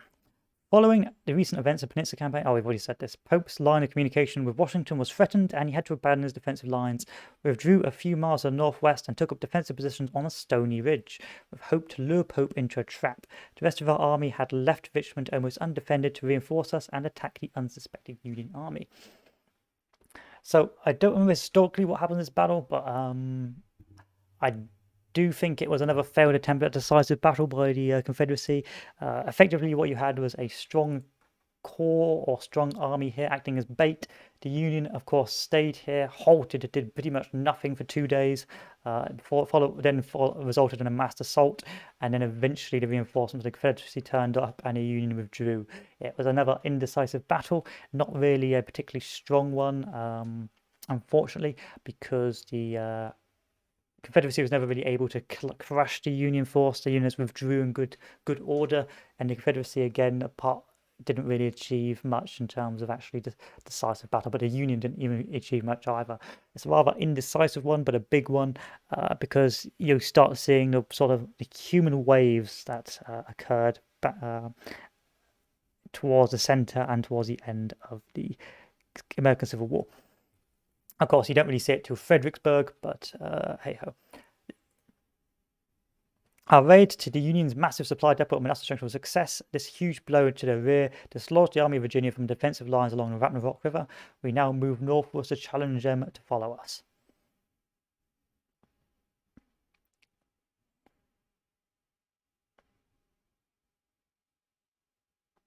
General Pope, the new commander of the Army of Virginia, is isolated. This is a good location to set up a trap and attack him with all our force before he is reinforced by General McClellan. Bruh.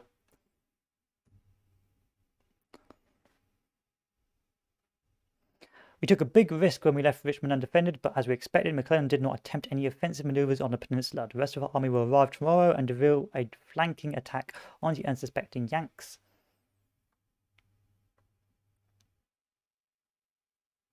Currently, General Pope assembled his army and reinforcements near Henry Hill. He will most likely withdraw to Washington in the northwest.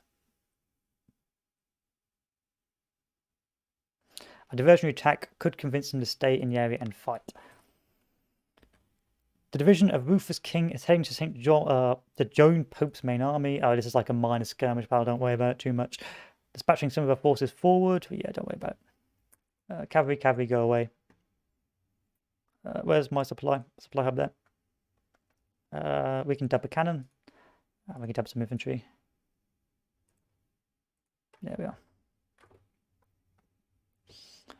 And then we start the battle. I think it's just a case of a run and gun job.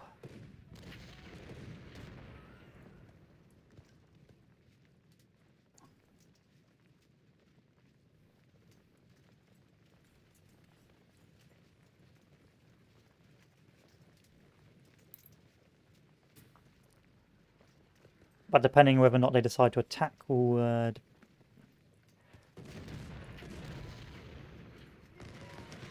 dictate what I do next.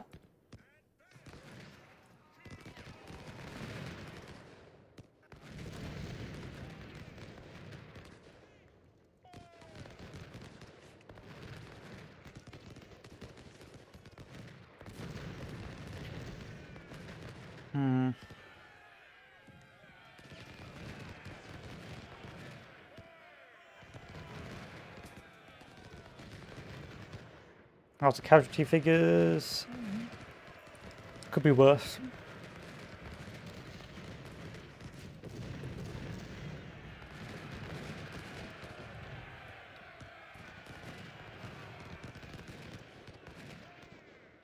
Ouch.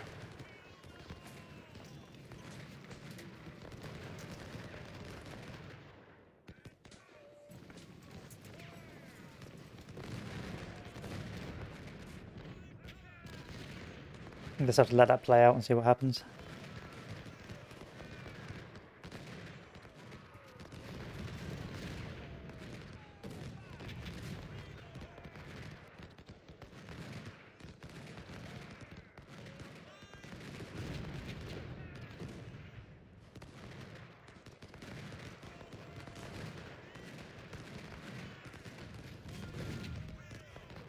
There we are, now our cannons are starting to do some healthy damage.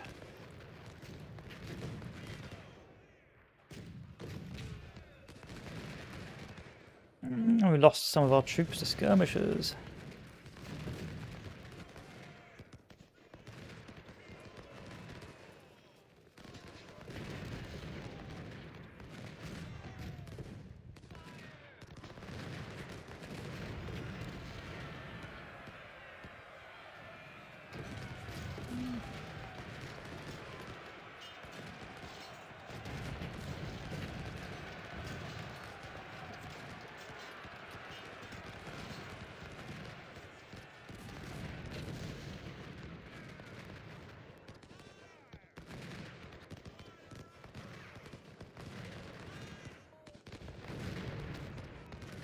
Yep, I knew it was painful.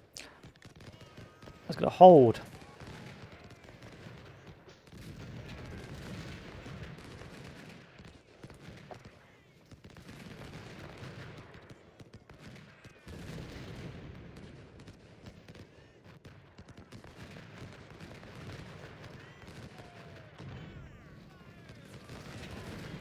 Jesus.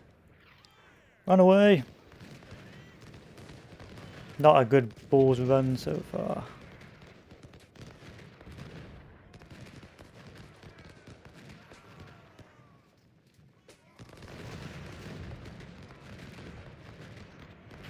finish it.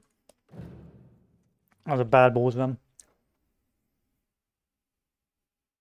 So our plan is going well. Pope took the bait and is preparing to attack us at Stony Ridge. We must hold the strong defensive positions until reinforcements arrive. Seems Pope fell for our trap. We spotted large formations moving forward. There's also enemy activity from the southwards. Watch your flanks, try not to die. Okay, so first thing first, we take these guys and run them over here. Then what we need to do is form a strong defensive line all along here.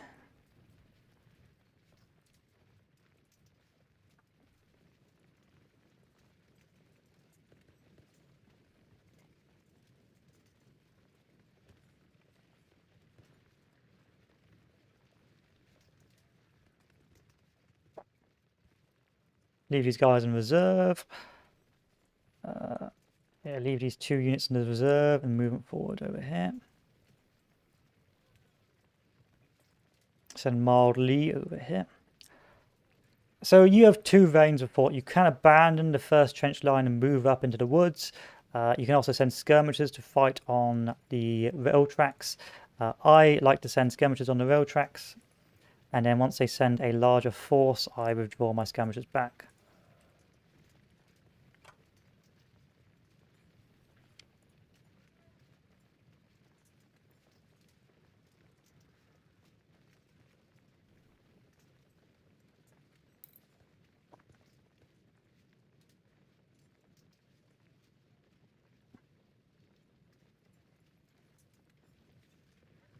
I also like to mass artillery in the north because that's where they tend to attack from.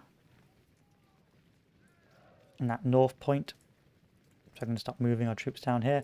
And then you want to use your cavalry for your counter-charging. So if the enemy does attack, you can counter the enemy advance.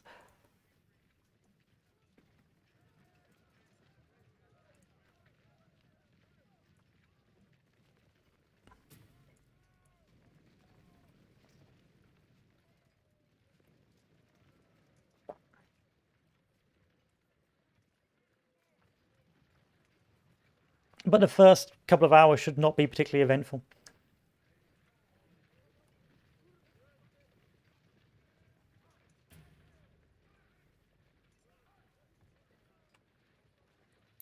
So we can go to max speed on that.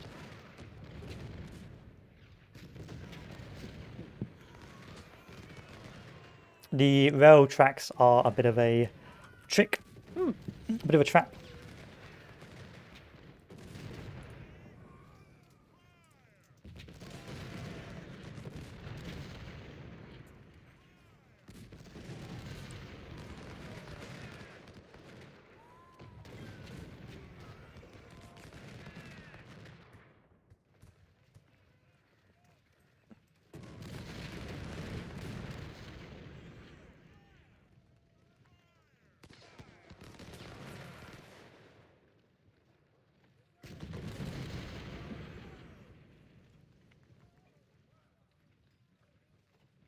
And they're just going to slowly mass on the front and then charge on in.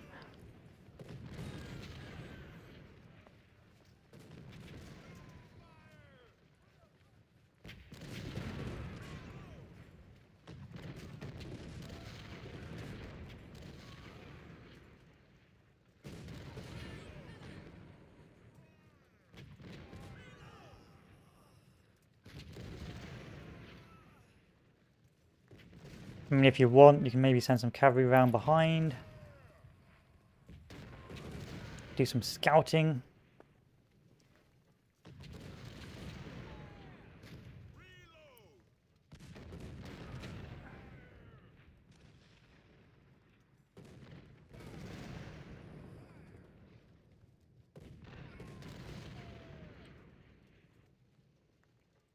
But the objectives you need to achieve is hold Stony Ridge, hold Henry Hill, and inflict these flubs at more casualties.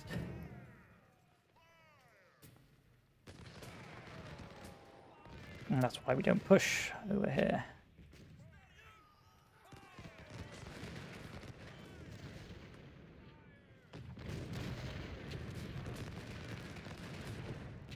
Keep trading here if you've got the numbers advantage on it, which you do. So just keep trading.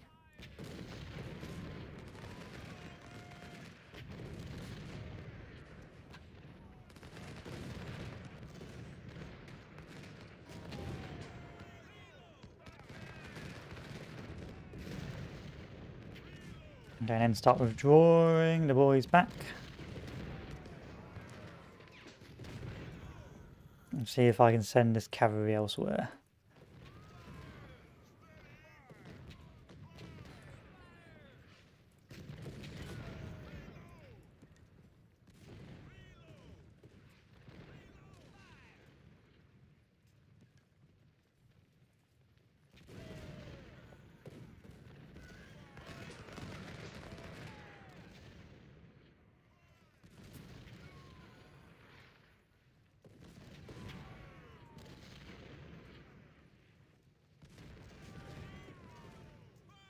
I'm going to be paying attention to a lot of things now.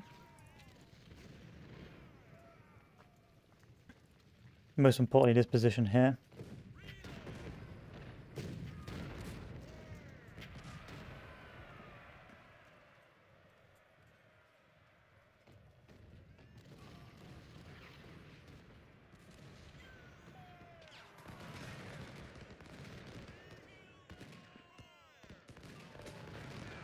There's a first charge, that's why we've got our howitzers there. Counter charge with the cavalry.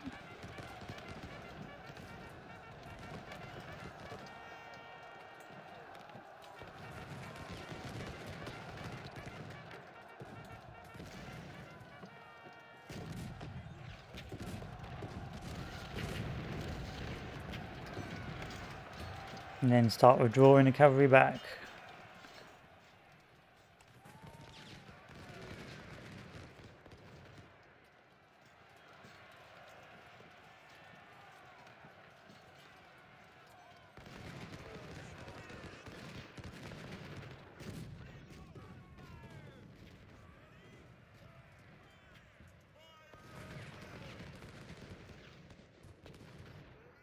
Start running.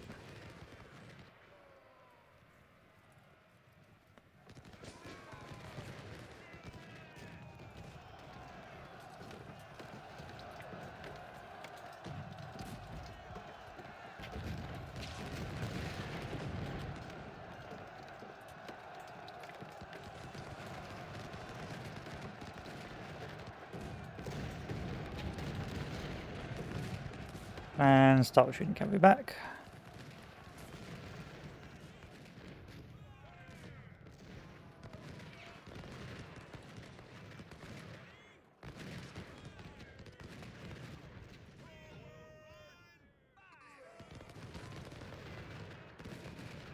If you find any other particularly interesting things to attack, then we attack it, but you don't do anything too hasty.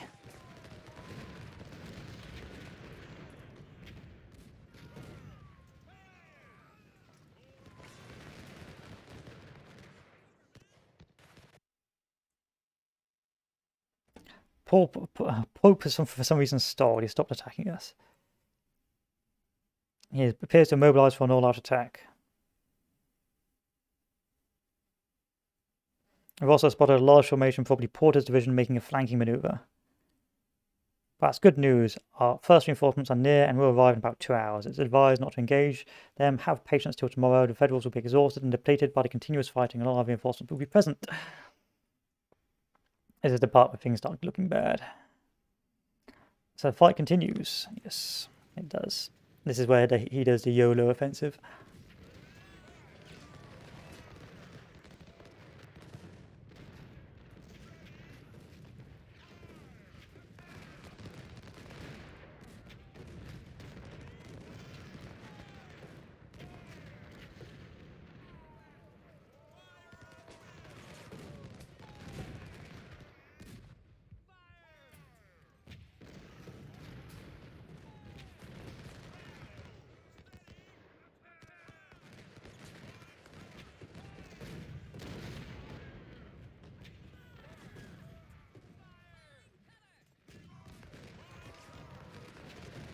My cavalry needs to be better.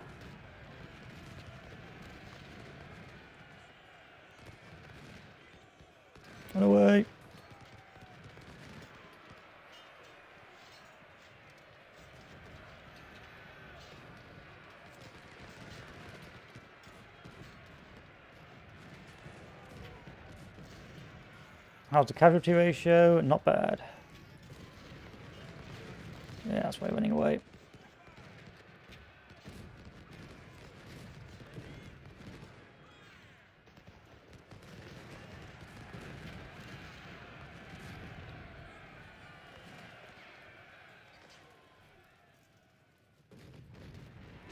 Really? Out of ammo? Right, where's my wagon?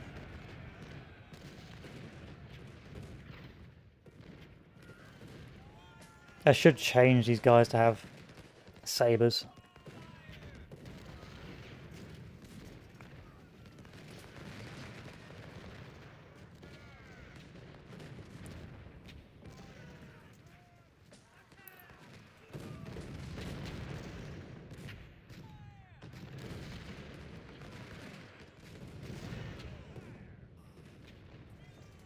Good luck. Goodbye.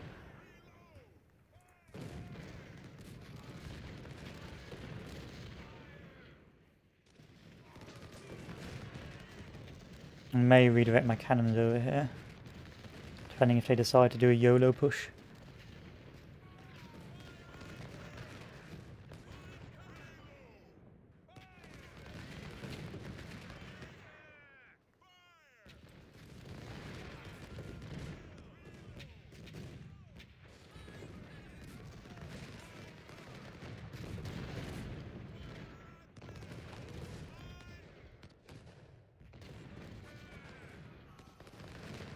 It's not bad, but it's just pretty uneventful, this battle, until they start doing a mass offensive.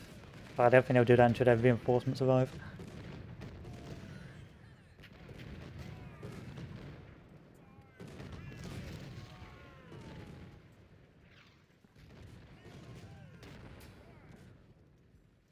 Yep, they're bringing them in now.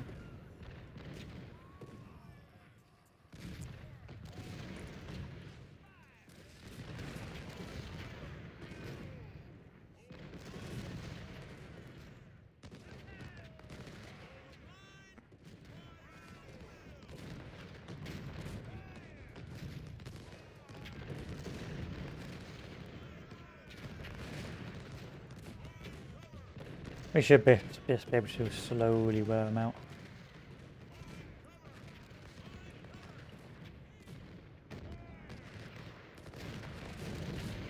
I mean, these are my Napoleons, these are my nappy boys, so we should be fine.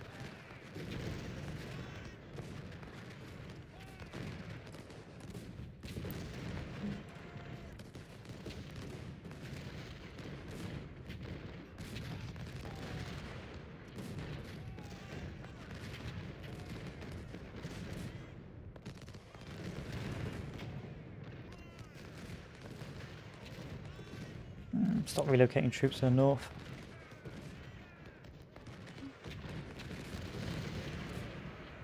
Here's the offensive.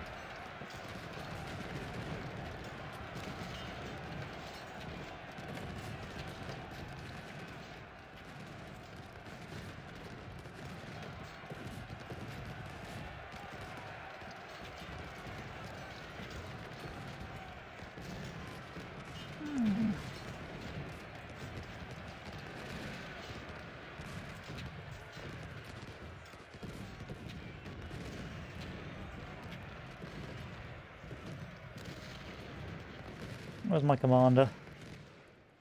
See if we can stabilize that.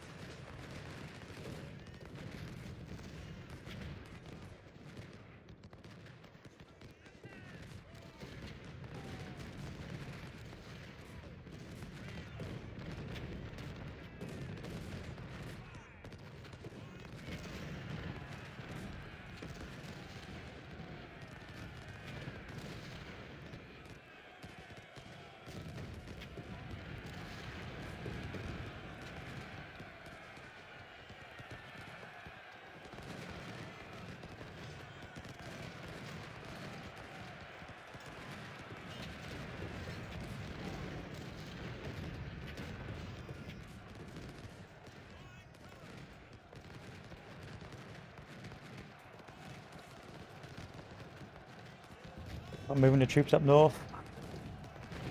Trying to contain that offensive in the north.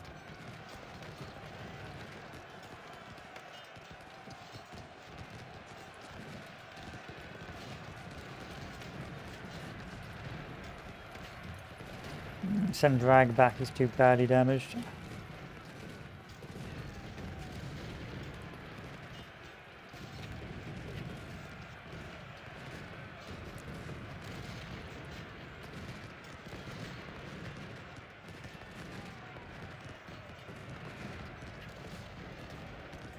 The north must be protected.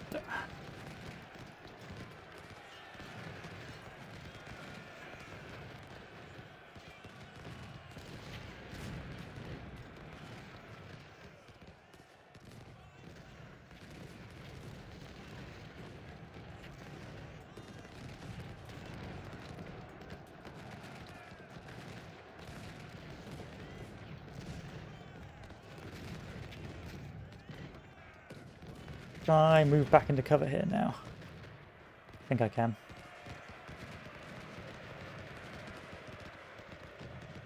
Hold!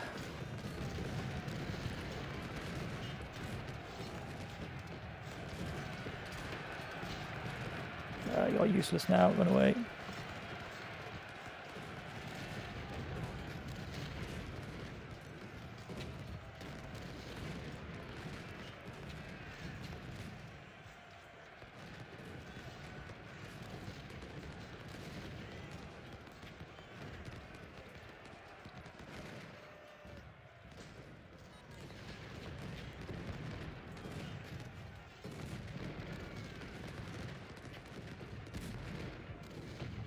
If I could, I'd try and retreat Garnet.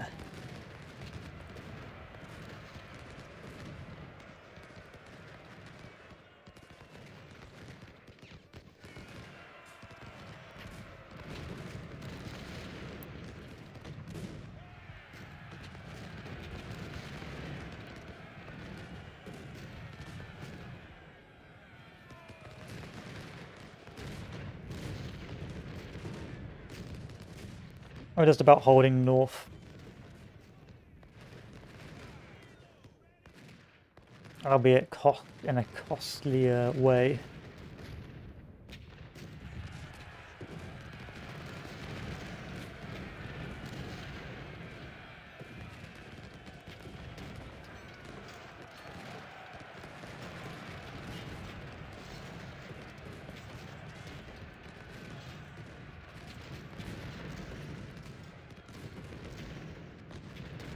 Hold! Anything going on down here? No, that's fine then. Start redirecting troops over. Start redirecting more troops to the north.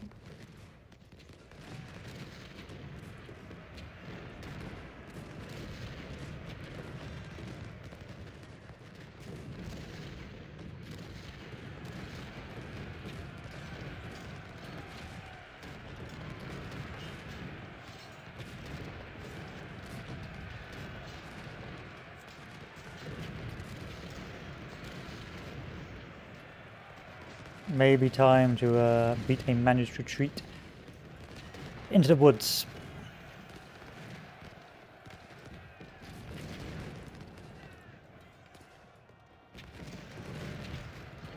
Okay, our reinforcements are here. Oh. We need to take... what? Hold Henry Hill. Where's Henry Hill? Where's Henry Hill?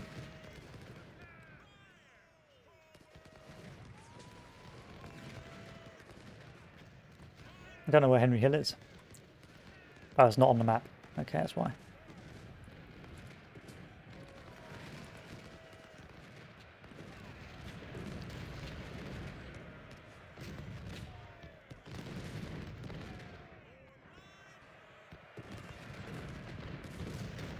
We've been somewhat pummeled up here.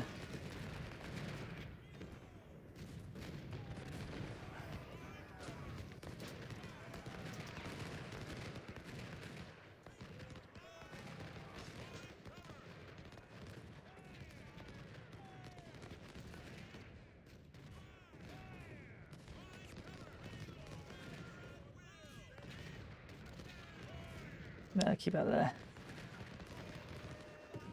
Those northern offensives have actually been pretty painful.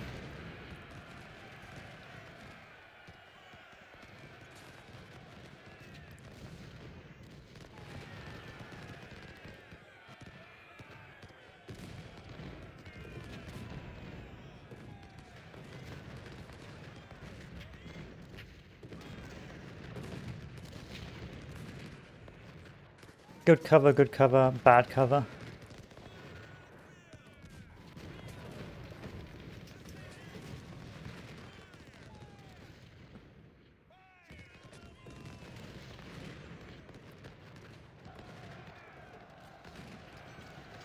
Charge. Move up. Move, move, move.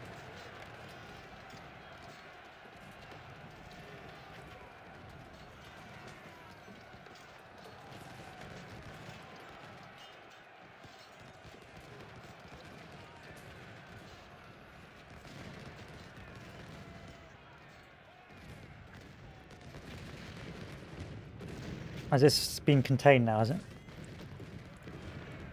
I think so.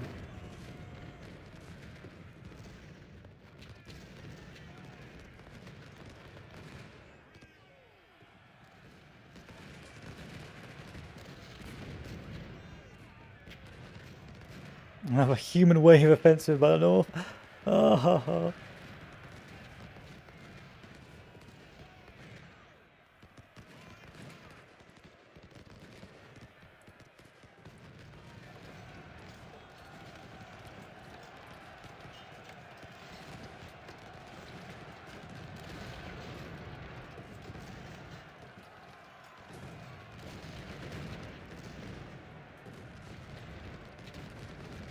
And the thing is, the casualty rates are pretty much on par as well, which is something I don't particularly want.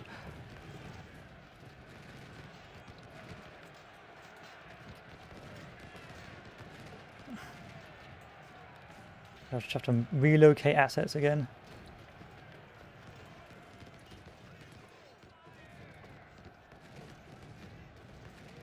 And we keep on doing that right flank.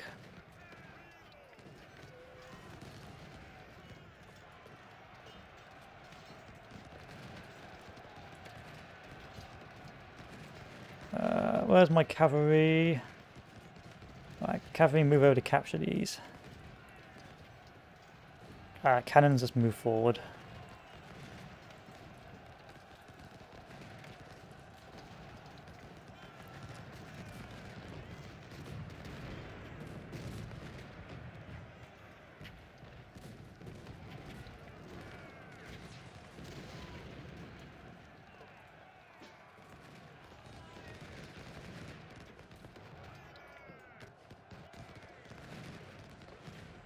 So far, so good. A pretty effective sweeping motion so far.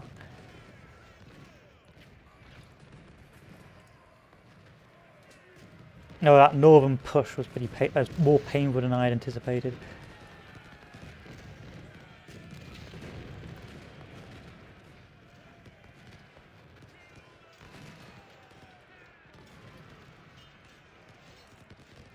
I just want the supply wagons. That's all I want.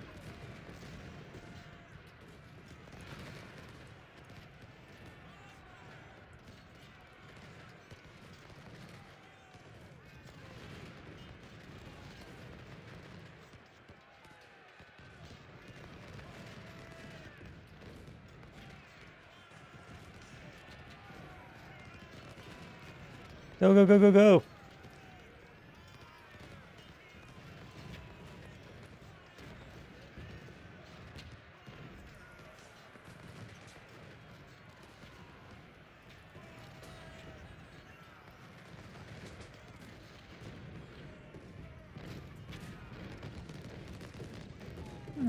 Can we get more ammo up here for you guys? I think so.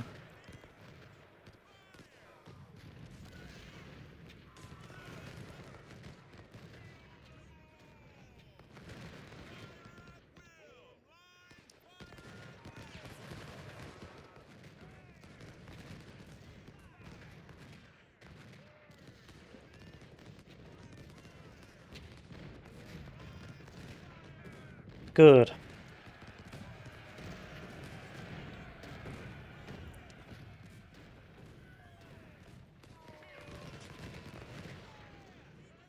Oh, lovely. Lovely stuff. Hold.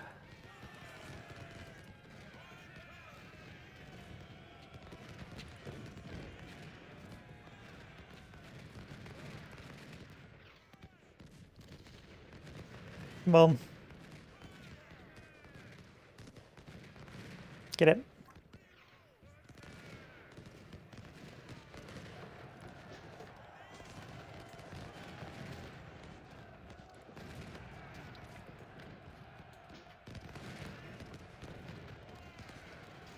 Yay, Cav.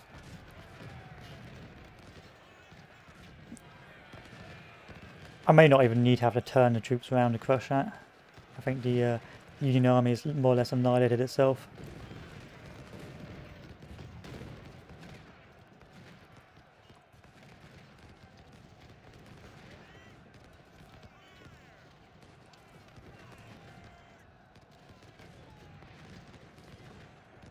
There we are, that's what we needed. And that's the final supply we need to take.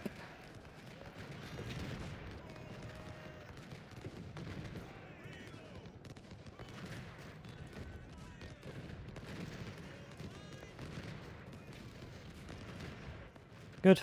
Send all these guys back. Or not. Send these guys over here instead.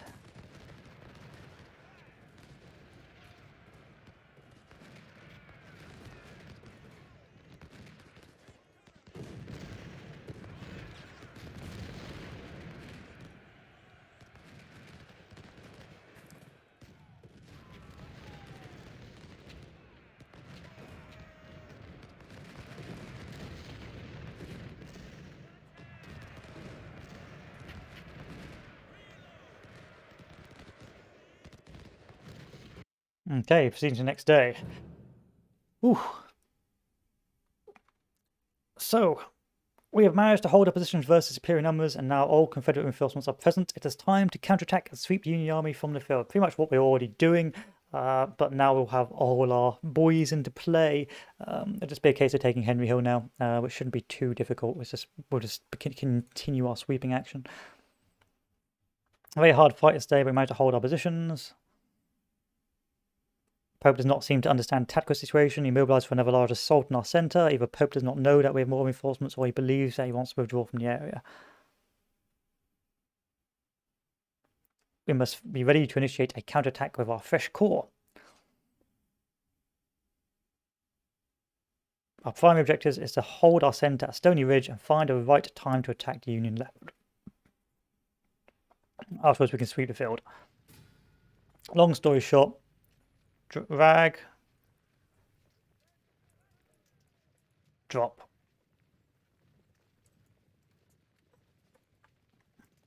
Drag,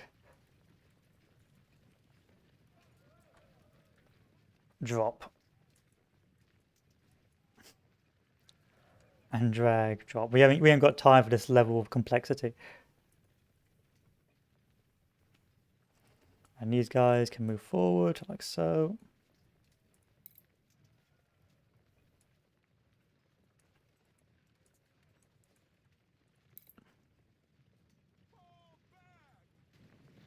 I don't think they're going for another counterattack. Oh, they are actually. Bruh.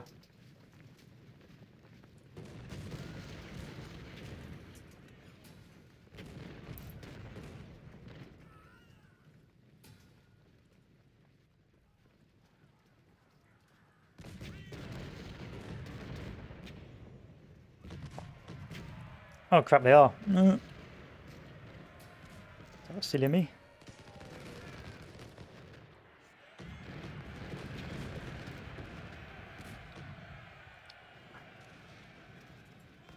Did not realise that.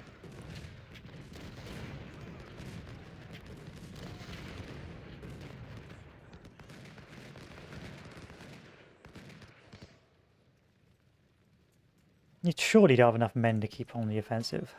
Like, I've still got men.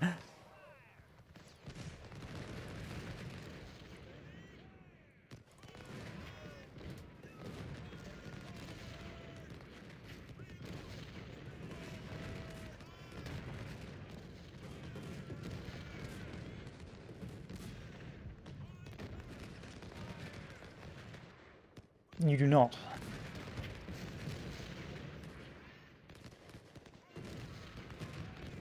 Yeah, I should have pushed into here earlier.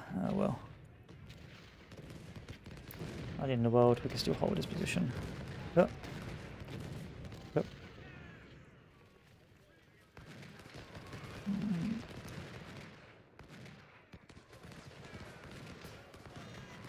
Who died?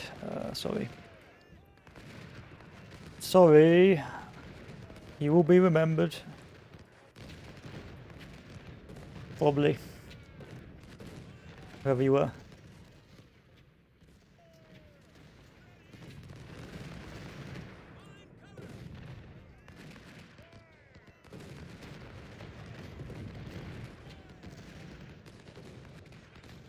We're not too badly mauled. We could be more mauled. You know, it could be a whole lot worse.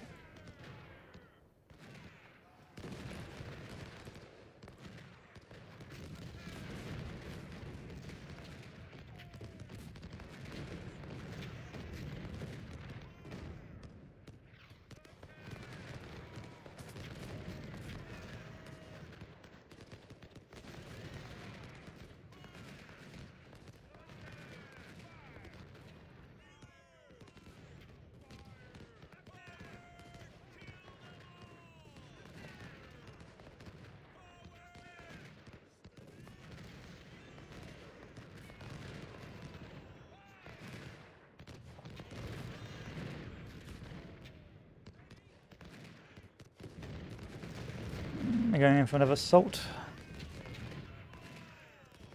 Do I need to be worried about this? Not really. No, we're fine. Garnet is really quite low on manpower now. Gonna start retreating troops from there.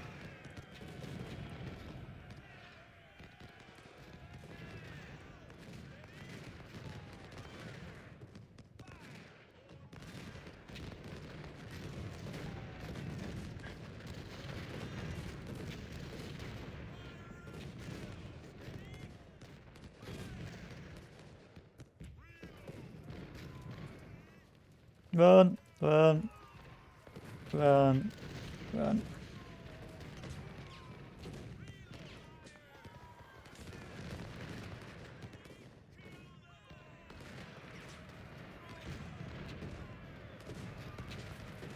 Send this guy back up to secure that line.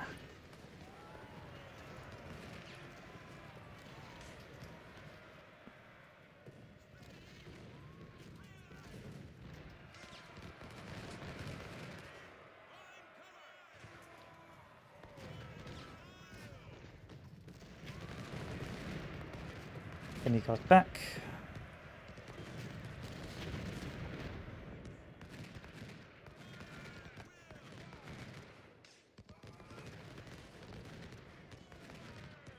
To push to Henry Hill.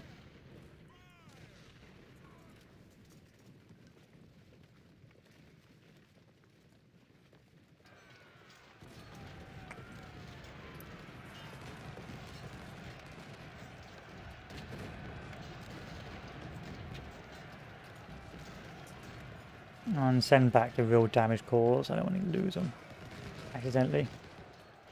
Get them routed.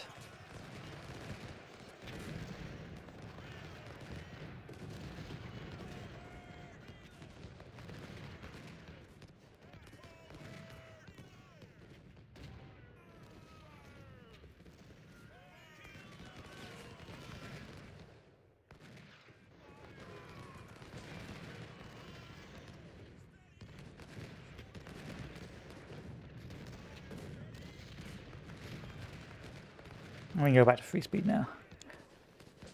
Hup. These are my raw recruits, so I suspect them to be quite difficult to take hard positions, so we'll have to train them up slowly.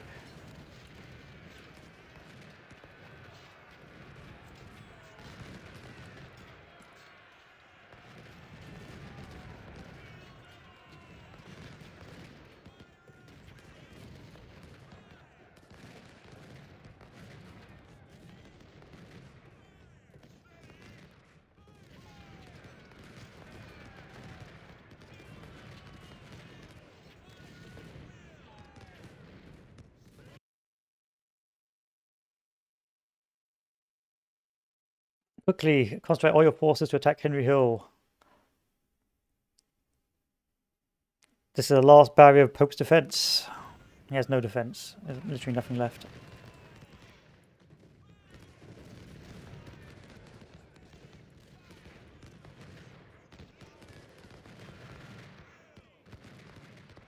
He has literally nothing left.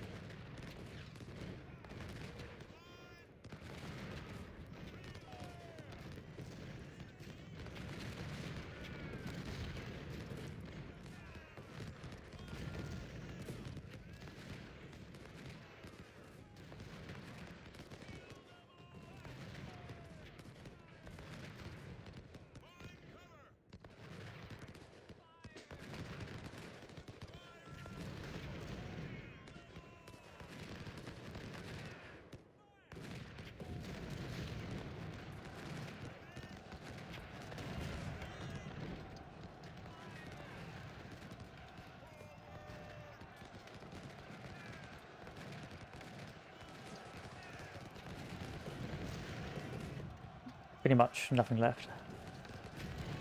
Keep drawing them from the field.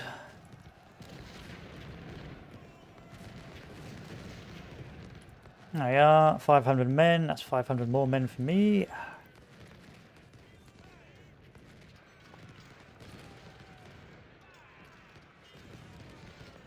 That's another 1,000 men for me. Hopefully a load of guns as well.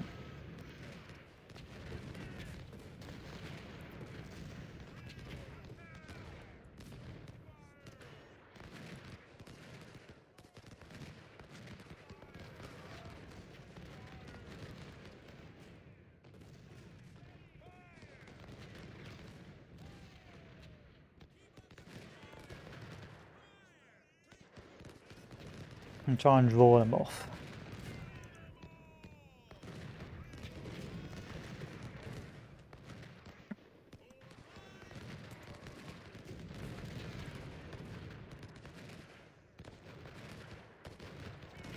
Go for shooting this, please, and go for shooting that. Alas, our troops are now too barely damaged in our main core to do anything else.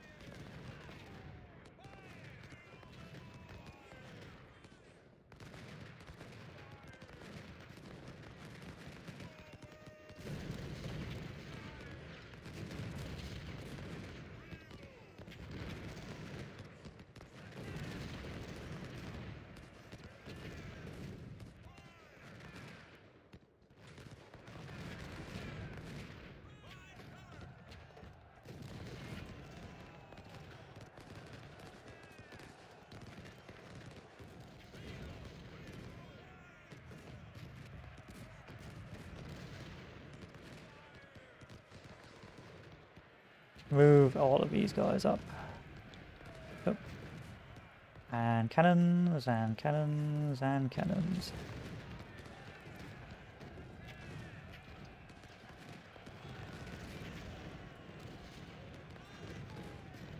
And aim to wipe out this army as well.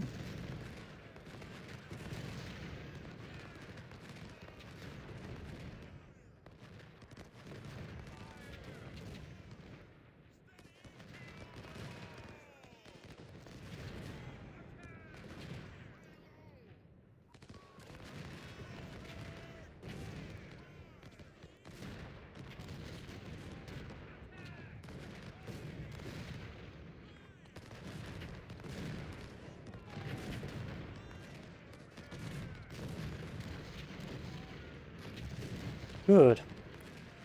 Very good. Now he's got to slowly wear him out. Rather than do what I normally do and YOLO charge in.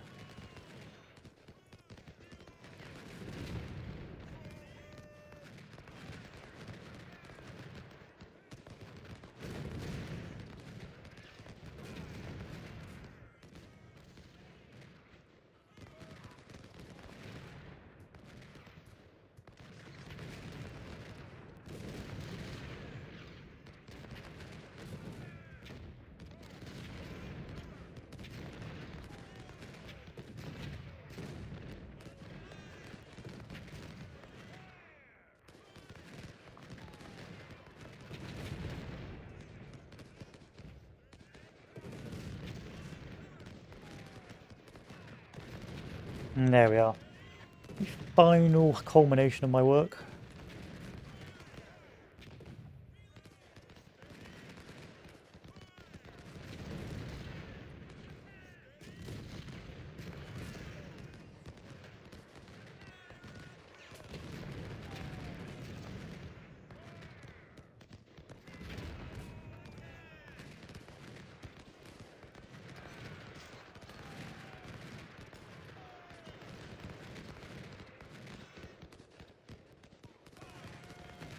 Although it was a pretty costly battle still, but I hope that I've killed more of them than they have of me.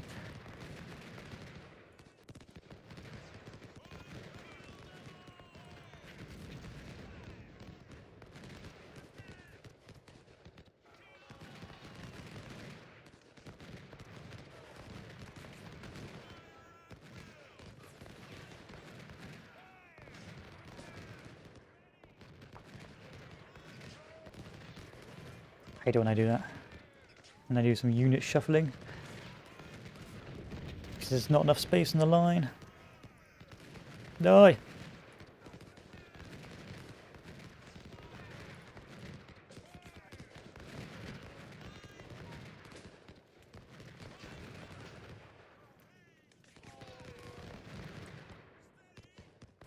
Yeah, you're starting to take a lot of casualties. Yeah, I got no ammo now, which is a problem.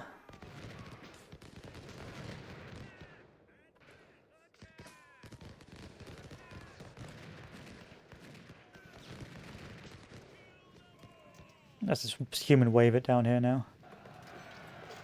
I want to get 1,000 prisoners again.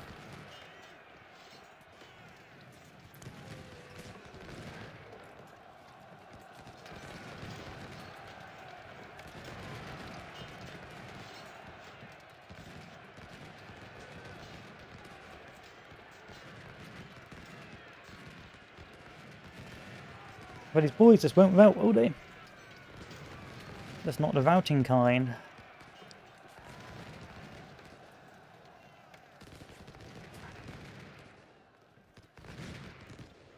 There we are, now they're starting to rout. Rather prefer them to surrender, but I hope.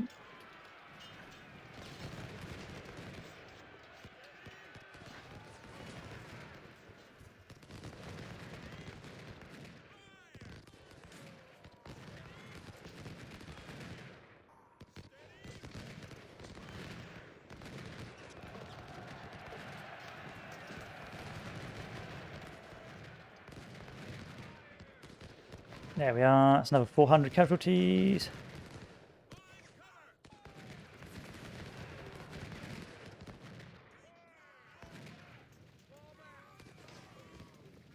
And I believe we can end the battle here.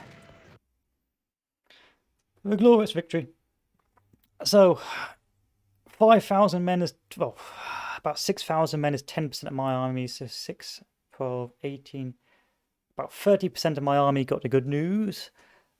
They have got an army of 48,000, 4,800 is their size, so it's 10 at 5,000 for 10%, 5, 10, 15, 20, 25, 30. They lost about 60% of their army. Yeah, about 60%. In terms of our goals, which is achieved, we got a lot of guys upgraded, and we have captured an awful lot of supplies and weapons and equipment. But the question will be in terms of actual losses. That will be the thing. Can I recover my losses? So if I take a look, I've got 13,000. If I increase my medicine 2 more. Sir, yes, sir. And take a look, is it possible for me to recover my losses?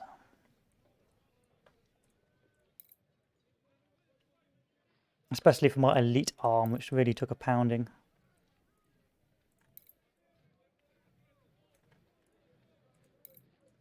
Cavalry is useless. Switch over to the palmettos, thank you. Cannons, thank you.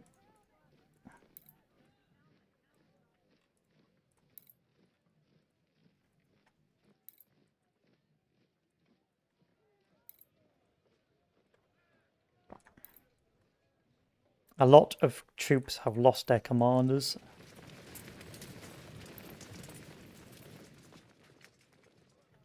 Yes, sir.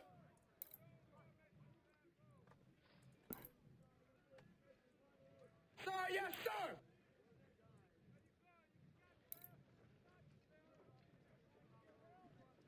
1,500, 500, 500, 500. Give these cannons an upgrade. Make sure these cannons are all good. Yes, yes, yes, yes, yes, yes, yes, yes. Okay, and then we have to repair what's left of these guys. Form line.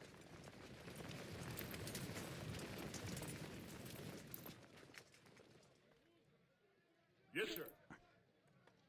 Sir, I have a yes, sir. sneaking suspicion that my army's going to come out preserved and not upgradable.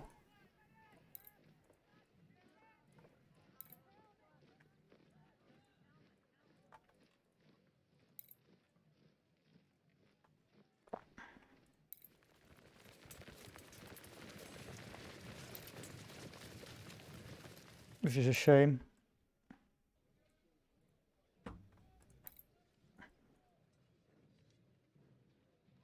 Almost. Damn. We're going to have to spend some points on this. Just to upgrade my army back to full size.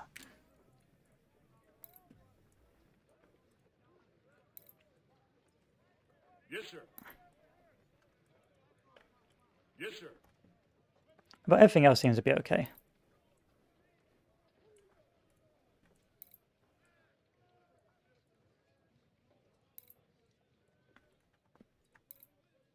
But not really the sort of casualties we want to be always having. Anyway, let's go fix some army.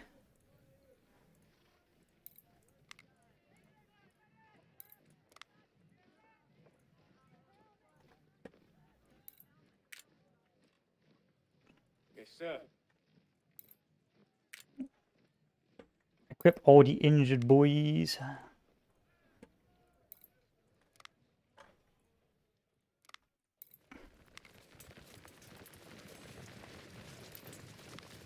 And give these guys logistics and logistics. Give these guys speed actually. Money is not the issue. The issue is I lost about half my my officer staff doing this.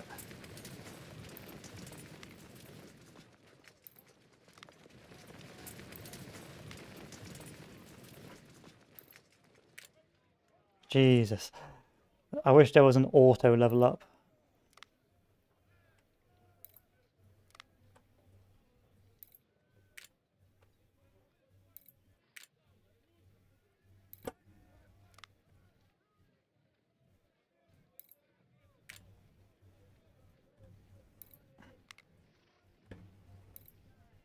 And that we are good.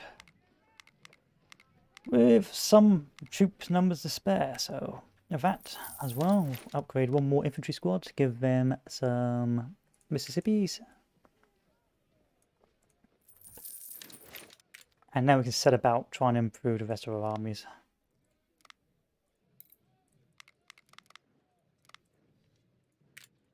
So this is just really just infantry gun upgrades now.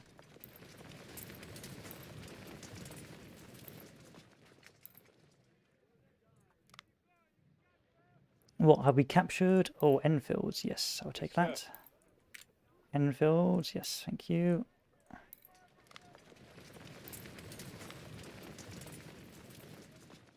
Enfields. Yes, please.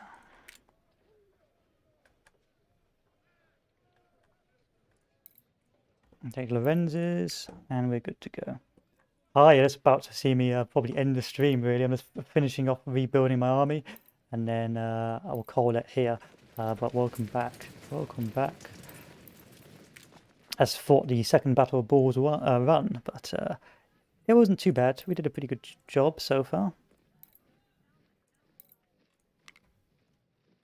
Had a pretty good run so far, so I can't complain. Hup, hup. Enfields. This is a bit tedious, I'll be honest with you. But, have we got anything else we can equip? No, we haven't. Lorenz's, we can equip them with Mississippis now, though. But our troops are pretty well equipped now, which is also really good. Yes, sir.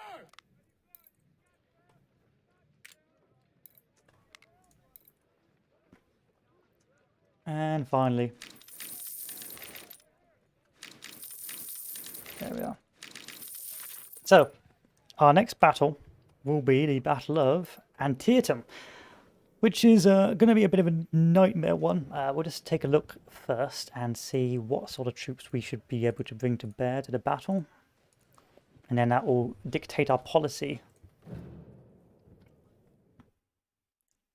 So, 3 corps, I can send 3 corps. I won't have any reinforcements. All I can send is 3 corps for left, right, and center.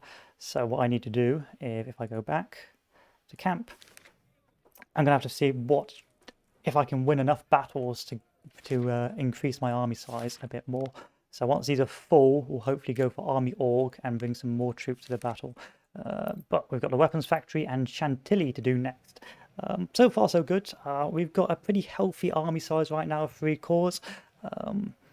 I do want to see if I can afford a final large corps, but it would really just depend on how the next couple of battles go. My aim is to really have about 4 corps by the sort of the downhill period of the Confederate campaign, where you start running out of manpower. But it will really just depend on if I can afford to pour the troops out, and how well I do in the next battles. I think after Antietam is Fredericksburg, which is a free win for the Confederacy. So I think we'll be good. And Gettysburg is actually not that difficult a battle for this game, which is also pretty good as well. Anyway, save game. Thank you all for watching, boys. We will continue this on at a later date.